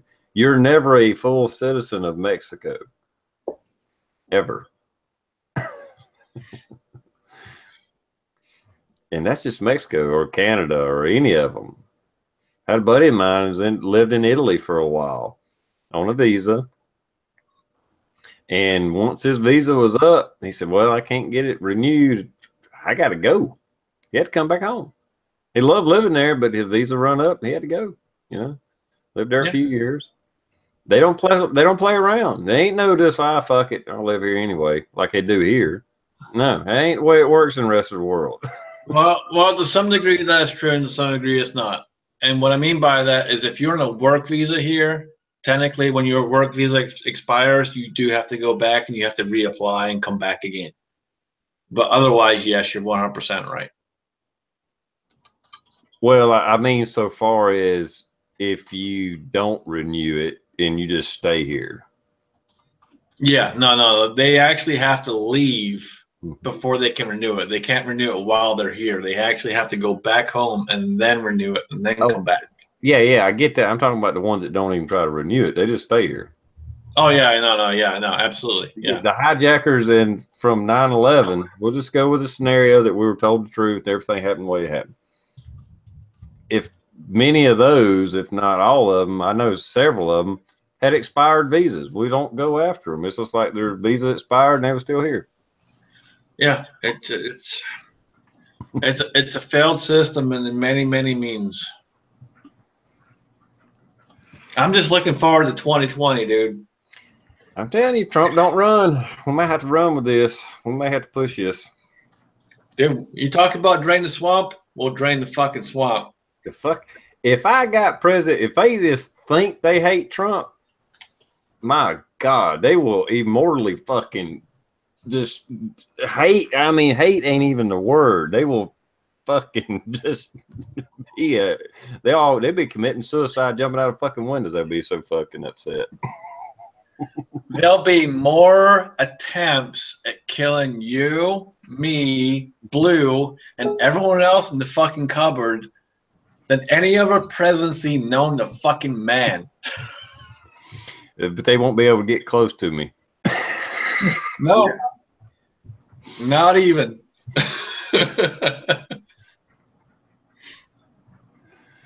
You know, you see the Secret Service around presidents now, and you might see them do this and do this. Those motherfuckers will just be walking around with a fucking long arm on them. Surrounded. We'll all have our fucking AR-500 jackets of plates on and shit. Dude, honestly, that's how it should be, man. Mm-hmm. And if they think Trump's bad on his tweets, I'd get it. I wouldn't even do it on a tweet. I just do it at press conferences. Well, what about this? Fuck you.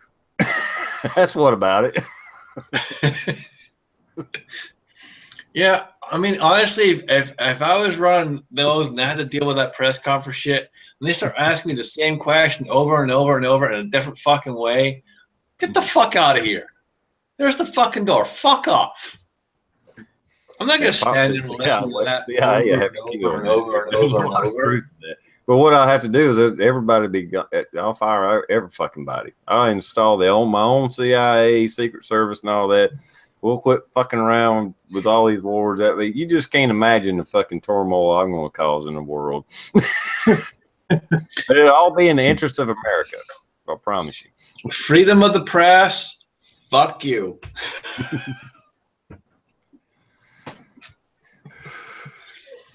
America. Fuck yeah. Plus, this Pop's good as a woodworker. I can get a good deal on coffins. Well, we'll go out in a bang.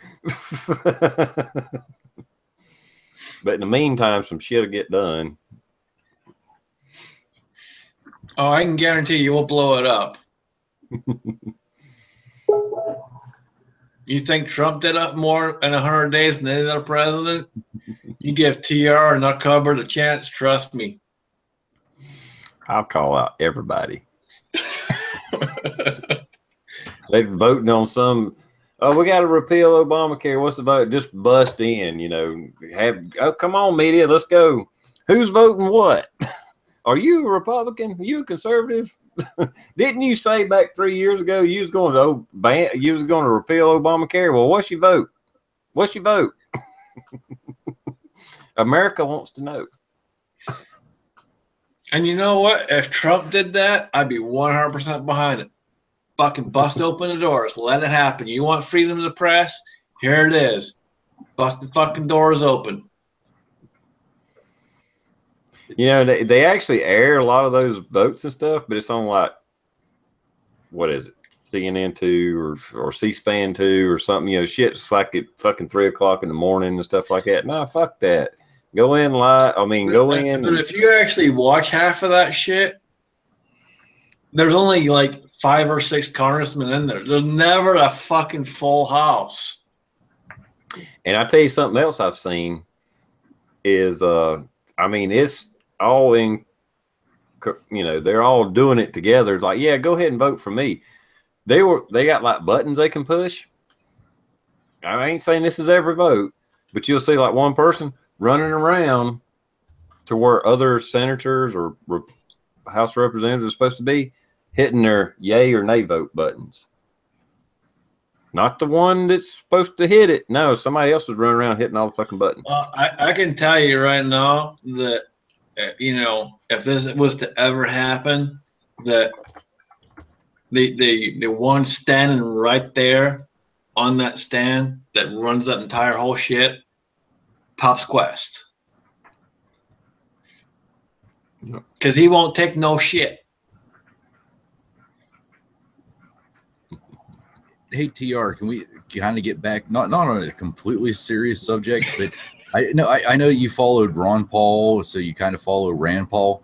What the fuck was the deal with him getting assaulted outside of his house and everybody's saying that it was minor injuries, and then the next day it's like, no, they weren't minor injuries. He had like 5 busted ribs. And what was the deal with that, man?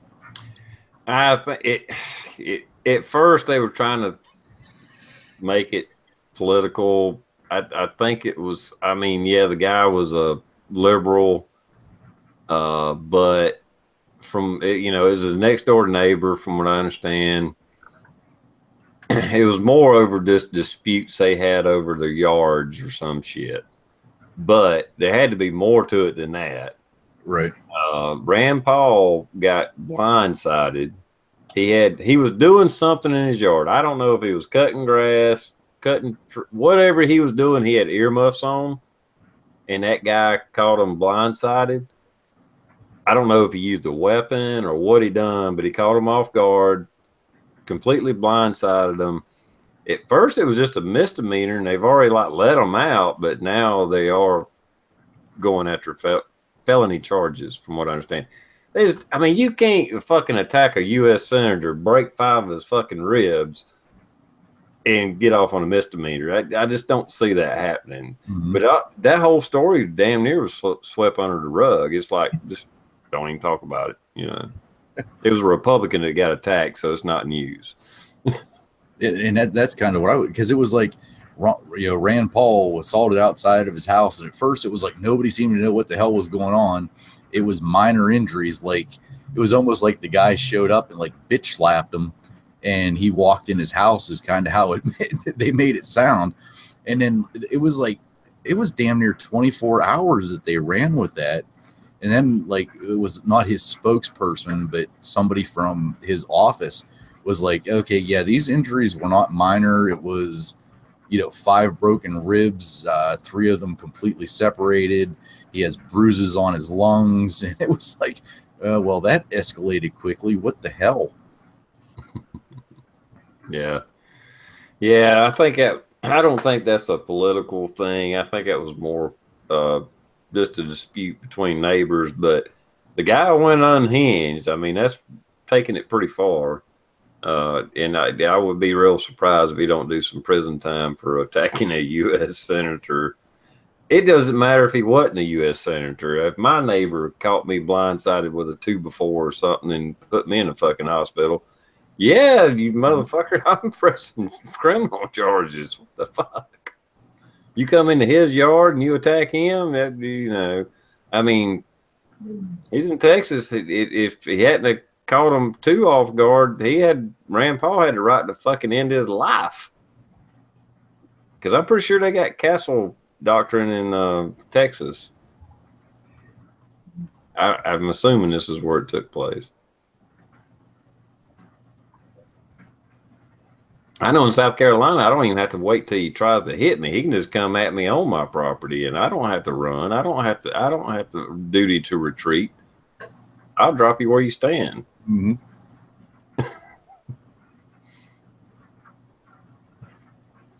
Parlusk is right. Kentucky. My bad.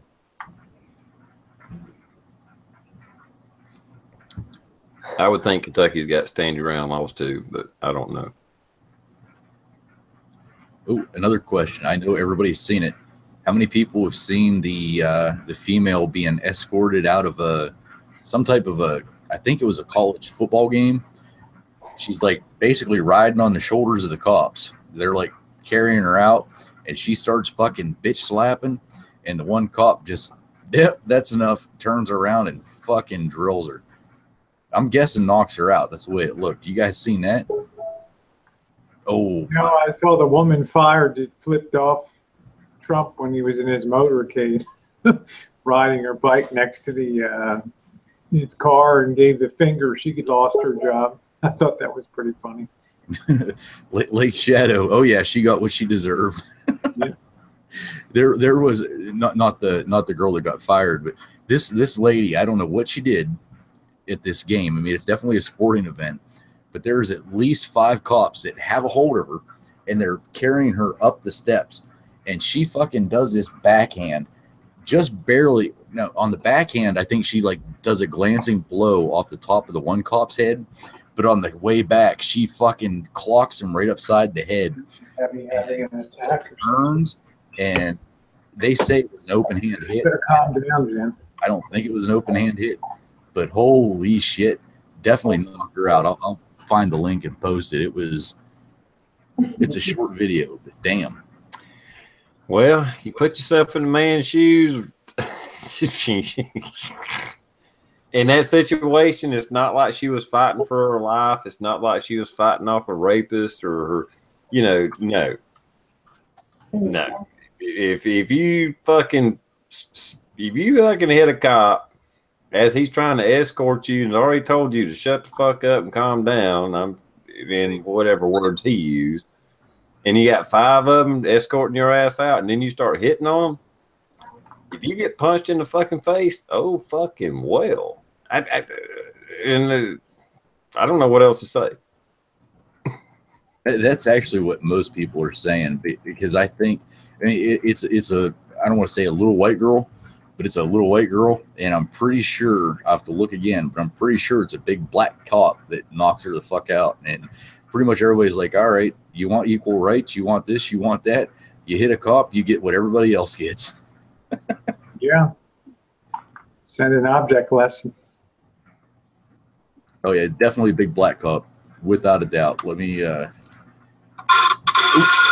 sorry.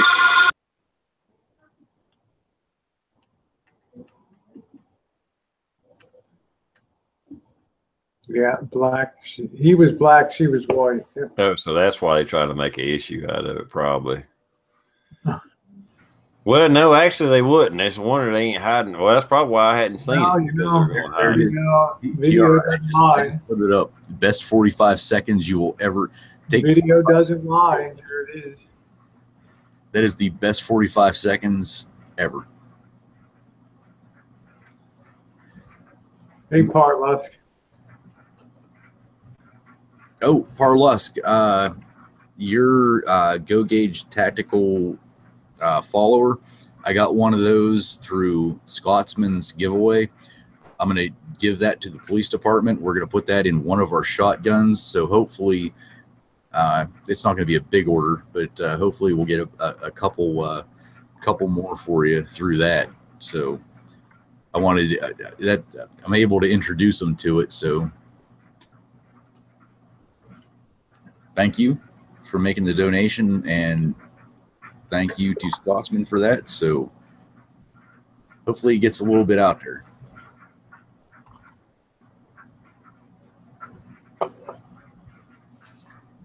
I haven't seen TR like with a big grin yet. He must not have seen it. I was watching it. Yeah, Man, she was. I'll tell you, those Go Gauges are pretty freaking cool, dude. I gotta get a hold of Parlusk myself and talk to him a little bit more on those, but those are pretty badass, man. I think I can help him out a little bit too. So I'll get with him at some point. I just haven't had a chance yet. I mean, she was drunker and shit. And you're right. The first swipe, I don't even know if she touched him, But when she come back, she caught a little bit of his jaw, and he just didn't hesitate. He just said, "Bam!" She definitely, you know what? She got knocked out. There's no doubt. Why are you fighting? I know you're drunk or whatever. It doesn't matter. That doesn't give you the right to fucking start swinging at cops. That don't give you the right to swing at any fucking body. Right. You swing and hit me, and I swing and hit back. Mm-hmm. Period.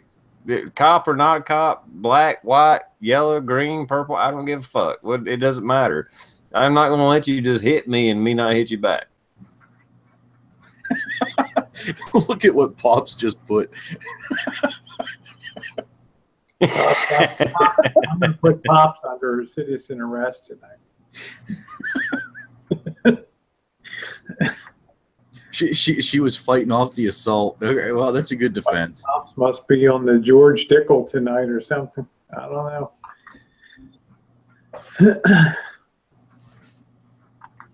And what was the other big story? Fucking Wiener went to jail. Wiener, whatever the hell his name is. Oh, there's going to be Weinstein. Is that the guy that was Harvey Weinstein? That's the goof in Hollywood, right? Oh no! I'm talking about the guy. Oh, Wiener, the Sexter. Yeah, I think he started his jail term. Yeah, he just reported, what, Monday. Yeah, they're going to be making a skin mask out of him. They'll be making a lampshade out of him in prison. I can guarantee you that. So he's going to be popular. Yes, Spacey's got more accusers now, but somebody stood up and his manager or something said the accusers ought to be ashamed of themselves. Like, really? Yeah, Spacey. I don't drink Dickel of Tennessee. I don't drink Tennessee whiskey, just Kentucky bourbon. I think Spacey checked himself into a sexual rehab clinic. like your boy, what's his name? Tiger Woods. Yeah, same deal. I guess he needs some new positions or something. I don't know. You're talking about Parlusk. I'll advertise for him a little bit. There you go. 12 gauge, Mossberg. Where'd you go, Gage? Way to go, TR. You just gave away your position. I'm sorry. Blew out everybody's speakers or headphones. That still floors me every time I see a video that little tiny light gives away your fucking position after blasting 5 rounds at them. That's it. You might as well wear a bell around your neck. Yeah, I've seen the same argument. Like and this was way back when. I mean, back in the 90s, reading stories and questions and stuff, and like, you know, guns and ammo magazines and shit like that. People are like, well, you don't want, you know, you shouldn't use a nickel-plated gun because it'll give away your position. It's like, I just shot 6 rounds out of a 357. I'm pretty sure they know where I'm at now.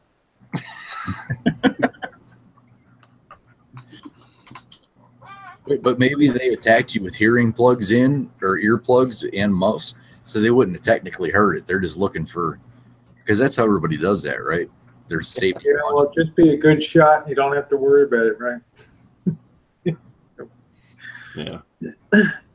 Yeah, you can't see that light until you're empty. So if you unload a shotgun, like Pop said, if you shot 5 times, you're already uncovered. Period. So yeah, shit. And if you've already shot 5 times and you need to reload, you're in fucking trouble anyway. The last thing you need to worry about is that little bitty LED flashing. Yeah, your muzzle flash alone. It's so ridiculous. It's such a ridiculous argument. I unloaded 5 rounds of 12 gauge, and there's a little bitty LED blinking that somebody could see in the dark. That's the last thing I'm fucking worried about. Yeah, that first shot, muzzle flash. Second shot, muzzle flash. Wake the fuck up, dude. Actually, that is my challenge to one of you two. I want you to go out in the yard at night and shoot. Like put the camera down range, but off to the side, and shoot. Boom, boom, boom, boom, boom.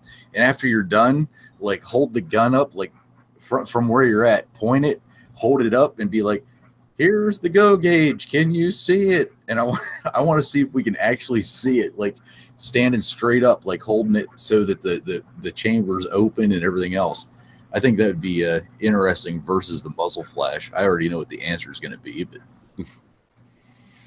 what'll probably happen is you'll see the muzzle flash, boom, boom, whatever, and the camera won't be able. I mean, I don't have a camera that's gonna. It'll catch the muzzle flash, I bet. This is just my guess. I may try that just for the hell of it. But after that, that little bitty light going off, it's just going to be complete darkness, and you'll hear me talking. Yep.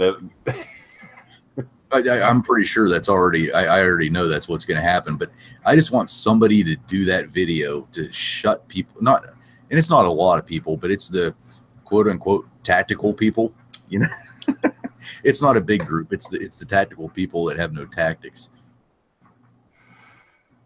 or common sense. I'm not sure which.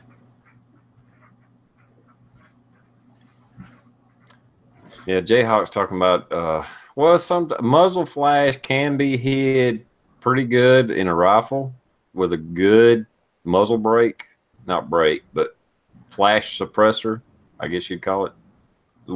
What's actually on most ARs and stuff. It's not a brake, it's a flash suppressor. But we're talking about a 12 gauge shotgun. And most shotguns like mine for home defense are going to be like 18.5 inches. So the flash is going to even be more so than out of a 24 inch or 28 inch or 20 inch, whatever. Yeah. TR's got a small barrel. Excuse me, I knocked over some beer cans. Oh, Christ. This is one of those chats I've been having such a good time. I don't want it to end. Yeah, that's because you're in the house. They let you in the house now. The garage in 29 degrees, sitting out there pretending you're comfortable. Right now, I'm at a comfortable 72, baby, and I still got a sweatshirt on. There we go. Actually, Blue, just kind of follow up. How's that heater not going for you? I know you were worried about, you know, the fumes and all that good stuff. How's it going for you? Is it working all right still? Yeah, I got the what is it? The CO2 detector plugged in. It's not gone off. Nobody's dead yet, so I think we're all right. The only one thing that I don't like about it with that ventless heater is like my upstairs windows are just covered in moisture.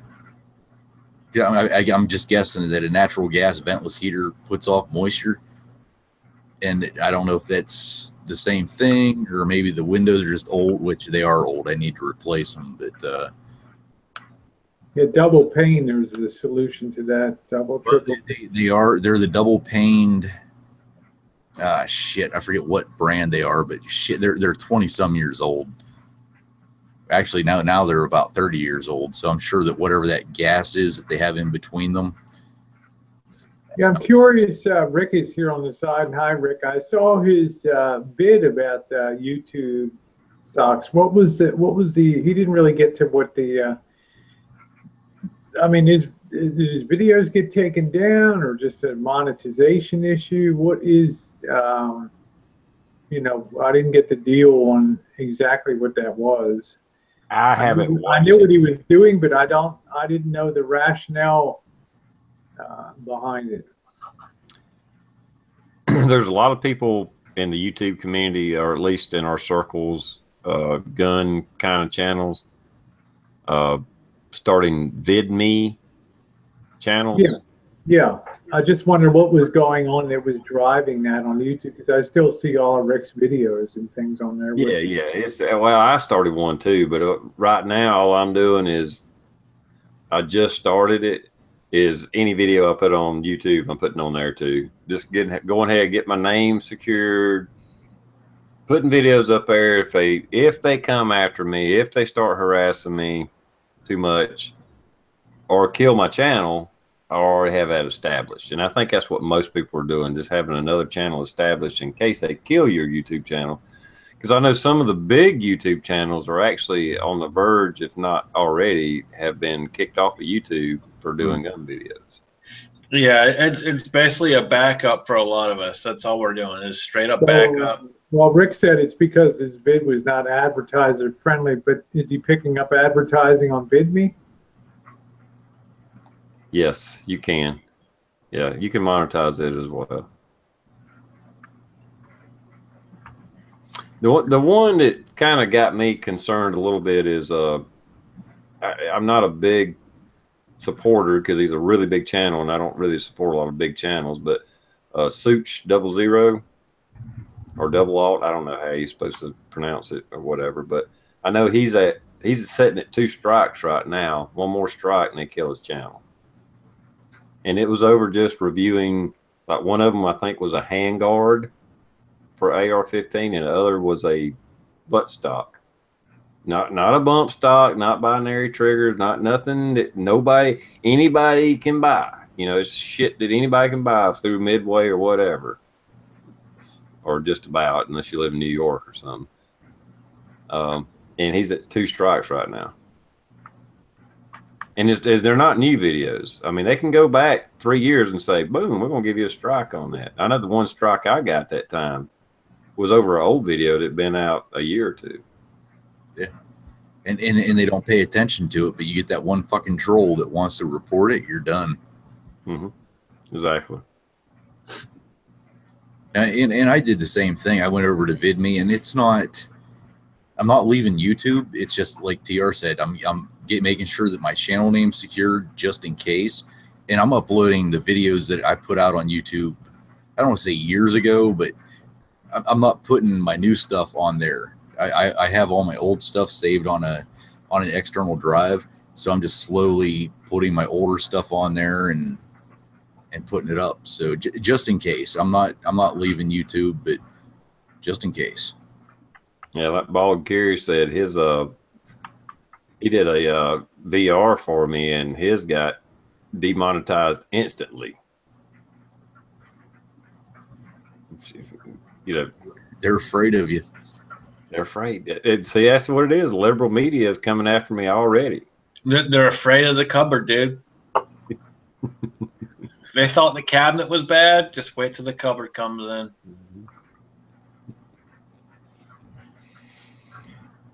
Like I said, there's going to be go-kart tracks on the White House lawn. There's going to be a shooting course. It's going to be mayhem. Speaking of the VidMe thing, everybody that's here on YouTube, my channel name's the same. Just go find it, follow it. And if you're new, then I'm putting up the older videos that most people wouldn't go back to watch. Some of them are pretty cool.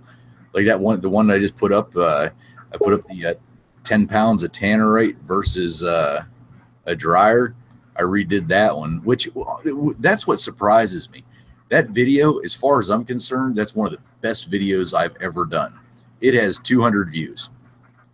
That is a big ass fucking explosion with dryer parts flying everywhere in slow motion. 200 and some odd views. And I do a dumbass video on I don't know what, and it's you're the king of video. I'll tell you, brother. You just wait to be discovered. Just give it time. It'll happen. They love you out there. Maybe next time I should take a dryer part to the head. I mean, next time stick one of your neighbors in. Go viral. Yeah. Anyhow, that's all it is just a backup, and it's like anything else. I mean, I don't know. YouTube may continue on strong for years. I don't know, but I think it will because Google controls the search, and that's the problem. I mean, they will always put YouTube up at the top of searches and stuff, and always have a incentive to bury. You don't ever see Daily Motion or other videos when you do searches. I mean, Google controls what 75% of the search, so I don't see that changing. I see that just a monopoly there. Yeah, yeah. But it's just something I noticed a lot of people are doing.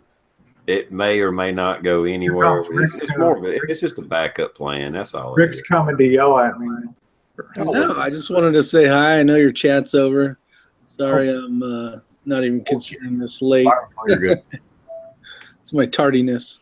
But hello, everyone. Rick, did you write to YouTube and at the bottom of your channel page there's something that says a help button and it says contact YouTube? You might try writing to them and just expressing that your video's content is for all, and it's worked for me sometimes and sort of gotten them off my back. I've certainly done risque stuff. I don't monetize things that shouldn't be, you know, bikini baking and fun stuff that I do when I'm drunk on Friday nights. But No, you know, but the other stuff I did, like a moonshining videos, they took them from demonetization to monetize. You know, I kind of complained about it, and you know, they said we're trying to jig the system and change it, so it's the boat's going to go to one side too far and then the other too far, and it'll eventually right itself. But you might copy and paste one of your links and then just hit a help button and tell them the way you feel about it. They'll give you their first reply will be just a cut and paste, but then the second one, if you follow on, will be a real, it'll actually answer the issue, and they may lighten up on your channel. my biggest thing is I want to be able to, I want the videos to be around forever. And I want them mostly, I don't know if you saw the last video I did, the Screw You YouTube or whatever the hell I named it. But the I want my kids to be able to go and visit, basically. Like thinking back now, I was thinking, man, how awesome would it be for me? You know, my parents are both passed away. How awesome it would be to, like, just to hear their voice, you know, their opinion on something, whatever it was. And I just thought it'd be really cool. So I'm just like, I don't care about the money part. I don't want them to get rid of basically my data. You know what I mean? I think if you don't upload like for 3 years, it automatically they terminate some accounts, or so 3 or 5 years, something like that. So, oh, that's good to know. Yeah, there is a termination. Jen, what's the termination point if you don't upload to YouTube? Is it 3 years or 5 years? If not, if your channel's dead for like 3 or 5 years, something like that. Yeah, well, I'll look into that, Rick. There's a termination point. We'll have to do like, I mean, and seriously, like what Rick just said, that's a lot of what I'm doing, because sometimes I just tell, you know, stories or hunting stories, that type of thing, where I want my kids to be able to go back and watch it. And like on at least Facebook, if you have a Facebook account and you end up dying, your spouse or somebody, I don't know how it works, but you can go in and memorialize it or something like that, to where nothing can be uploaded, nothing can be taken down, but people can still remember you, and you know, that type of thing. That'd be cool if they did that on YouTube. Like, hey, this person was, you know, this person, they put up this many videos, they had this, you know, memorialize the I think it'd be cool. I was trying to figure out a way where you could, obviously you don't know when you're gonna die, but like you could almost like put it in your will, like your password or something. So you could like click the one video that you've had sitting there for a while, you know, where it's more like it would be like a non-public one, but you know, you could give a whole thing about whatever, you know, like you know, you can download all your YouTube content at one time. By going you can download it all at one time? All at one time. Yeah, there's up on the Google Drive, there's a app that allows you to download everything that you've uploaded on YouTube, and you can put it all on your drive. I have 5 terabits of stuff, and I have 10,000 videos. I mean, it's you know, you can periodically download all of that. They'll send it down to you, and you can save all that. That's pretty cool. People don't know about it, but you can get all of your YouTube videos downloaded. Huh. Yeah, I just thought it'd be something cool. I mean, I really honestly wish I could go back and like, you know, just to hear your mom's voice or you know, on whatever the subject is, but it'd be cool to like go back and I think as my kids just listen to me, you know, having fun shooting or telling stories about whatever, or you guys and you know how the friendships and all that kind of stuff. I don't know. It'd be pretty cool. But I know TR's probably wanting to get the hell off here, but I just came to say hi, everybody. I might do an after chat though. I'm feeling a little froggy right now. You're a fire guy. It's your goddamn bedtime. Don't lie. Aren't you supposed to be running around looking for donuts or something? Yeah. Oh, here we fucking go. It's not fucking 6 o'clock in the morning yet. You wait. I know when they open. You two get a fucking room. Listen here, you little Lucky Charm son of a bitch. Ain't no fucking leprechaun.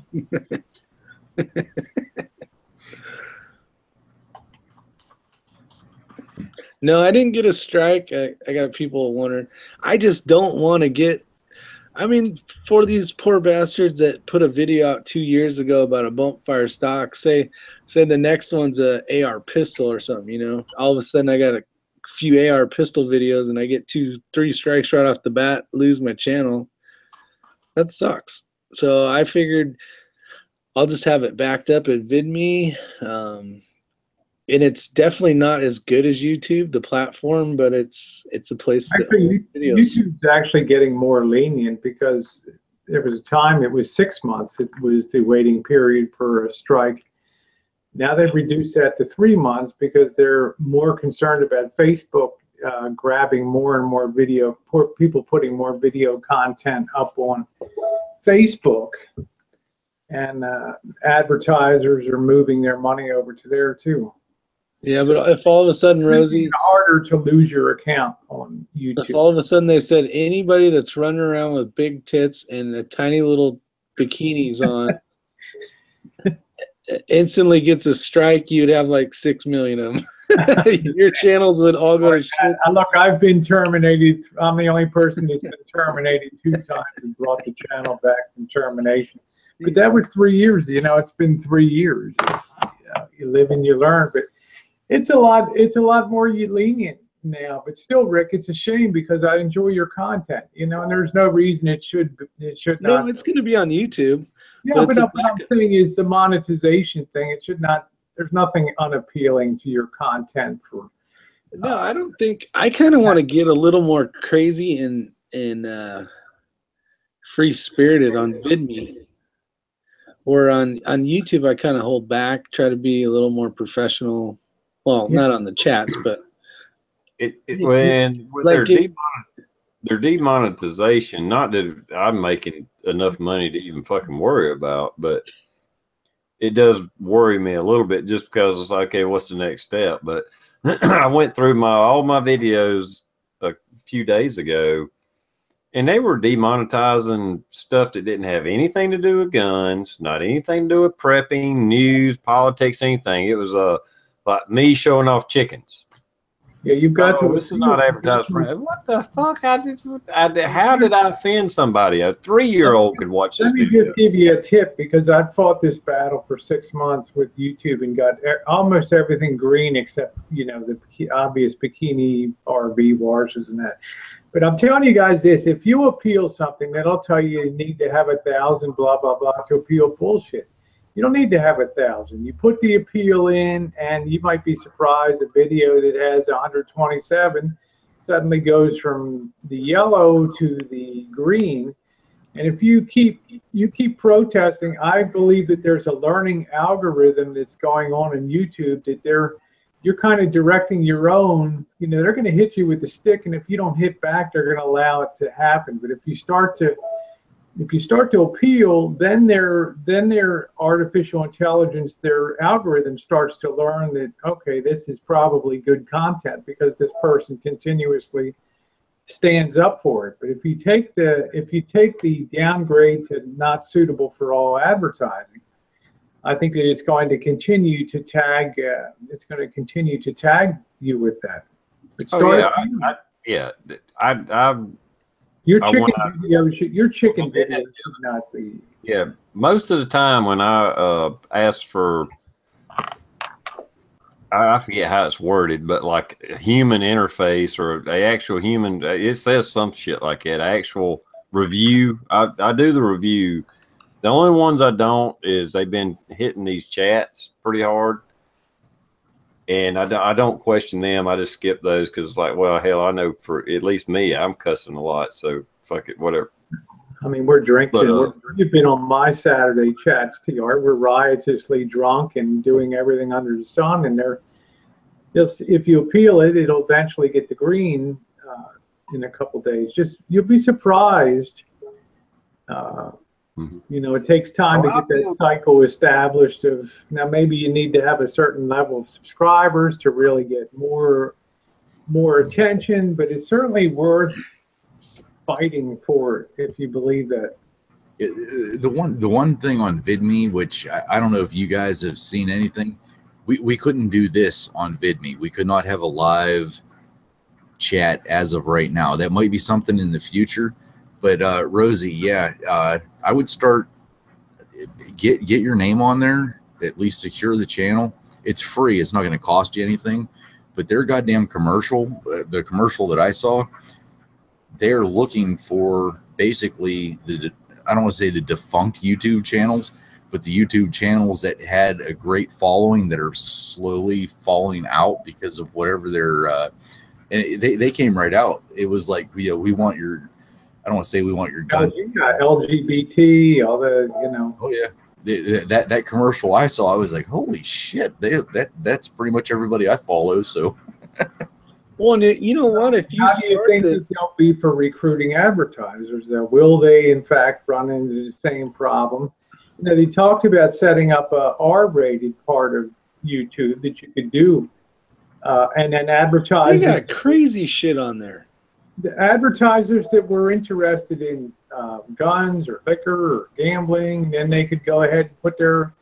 There's a lot of people who would love to put their adult content, condoms, all kinds of things, would love to have their ads on something like that. But YouTube is just too afraid of losing the Disneys, the McDonald's, the gaming industry. Yeah, the main, you know, the Fords, the GMs of the Pepsis of the advertising world. So it's just. But think of this though, guys. Everybody in the external right now, plus you guys, there's what, 49 watching right now, and there's only 33 thumbs ups, by the way.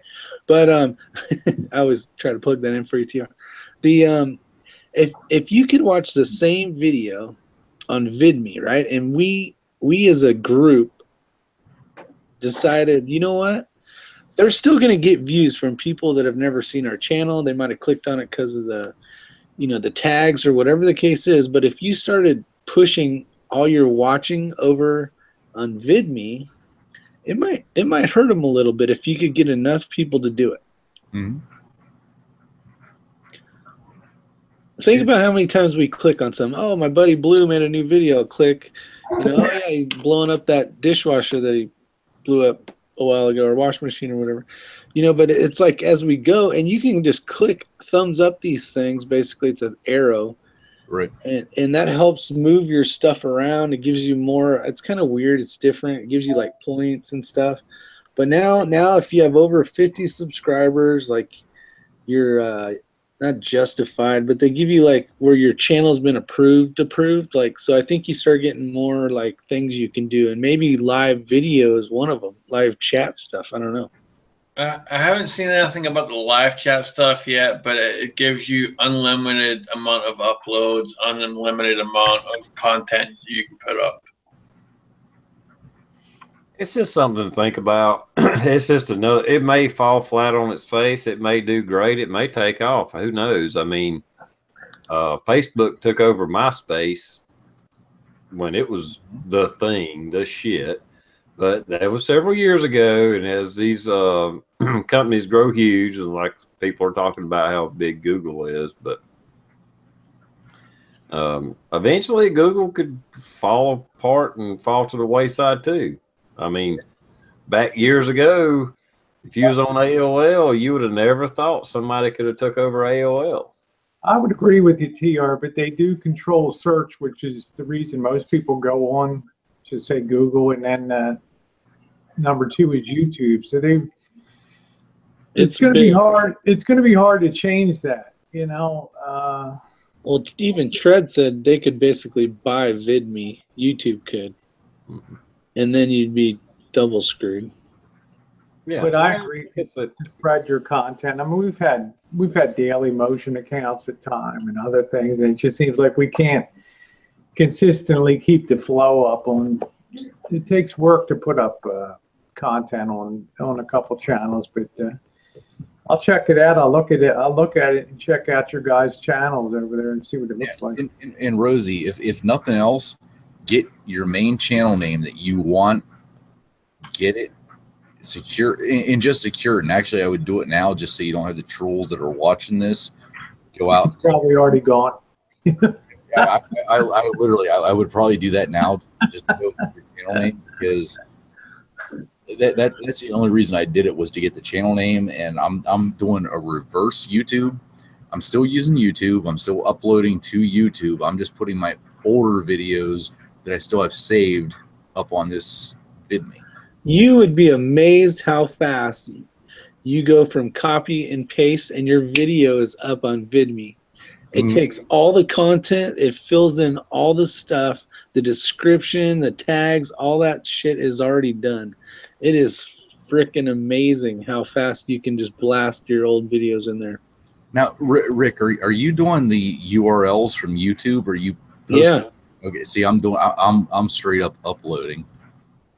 No, they take that. Supposedly, I was watching a video from who was it? It was one of our guys, and basically, you take the URL from YouTube. They do that, and then it's downloading, and it's like quicker than shit. And what's cool about it is it takes all your editing, your whole video that you did, you know, where you put all your, if you wanted to put all that crazy, you know, words and stuff in there, editing skill stuff, and takes it and puts it in there, boom. And it's fast. I mean, it is fast. You can download. There is a rule, I think, about 30 minutes. It can't be over 30 minutes, which most of us don't have anything unless it's like a live chat or something. But the you can download seriously 5 videos in probably 3 minutes. Damn, I got to do it the other way then. Yeah, you just go to the video thing on YouTube where it links, you know, it has them all, and then you just for me it's Command C. I go back over to VidMe, hit upload, Command V, boom, make public. I mean, it's literally that fast. In like 5 seconds, you know, like a minute later, if that, you're getting an email saying it's already downloaded. I mean, you saw my thing. I mean, I probably put 40, 50 videos in there, and I did like tons of them and within just a half hour. So you are already accredited, or I have 60, I don't know what it is now. I had like 67, they call them followers instead of subscribers. But and I sent in to verify. You know, you got to click a button to get verified. Right. But I haven't even seen if they sent me something back yet. All right, shut up, Rick. We got to end this. I was going to tell Rick, but in the meantime, you know, write a little bit to YouTube and tell them how you feel about it. All right. You know, I'm just fucking with you, man. No, you're not. Honestly, I'm going to end this. I know you are. Scotty. All right, everybody do an outro. Rick, you want to do an outro for your 20-minute visitation? Good night, guys. I might do an after chat, so look forward to that. All right. Well, I'm glad you could jump in when you could, man. Blue, would you like to do an outro? Not really. Just like we've all already been talking. Just, you know, go check out VidMe. Type in our, you know, whether it's me, TRprepper, the Crazy Scotsman. I'm pretty sure Rosie now is your 6 covered, Pop's Quest, all those. Check out your favorite YouTube video or YouTube publishers, and just, you know, just start following. It's not that it's actually going to go anywhere. It's just a backup just in case. So you're rating TR after this, you're going to get fucked.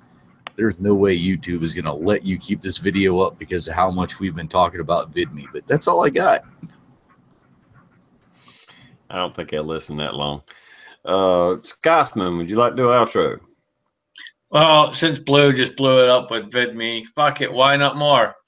Check it out, guys. We all have VidMes, but in all seriousness, TR, appreciate you having me on as always. Great panel. Rick, appreciate you showing up. 20 minutes to go, asshole. Love you, man. But no, I really appreciate it, brother. Great chat as always. Great panel. Appreciate the side chat. Yeah, great audience out there. I really appreciate it. The reason I keep doing these is because all of you out there are supporting it. You know, you're here. Everybody's having a good time. That's why I keep doing it. Rosie, would you like to do an outro? Sure. Thanks. Great chat tonight, and appreciated your thoughts on YouTube and VidMe and all. Something to certainly consider. In the meantime, you know, we had the most devastating wildfire in U.S. history. Here, it's up to about $4 billion. I've continued to cover and have a very extensive series on that on the ground that you may get something out of following that. They actually switched to begin cleanup mode with the big backhoes and dumps today. So hopefully you guys will check that out and enjoy that. And TR and Scott's Blue, and I'm not going to call Rick a name. It was great being with you guys. And thank you. Best side chat in the business. Yes. Thanks, Rosie, for coming in. I always appreciate it. Everybody enjoys your views on things and helpful finance tips. But thanks, everybody. We went a little bit long tonight, but that's okay. And we'll see you next time. Bye.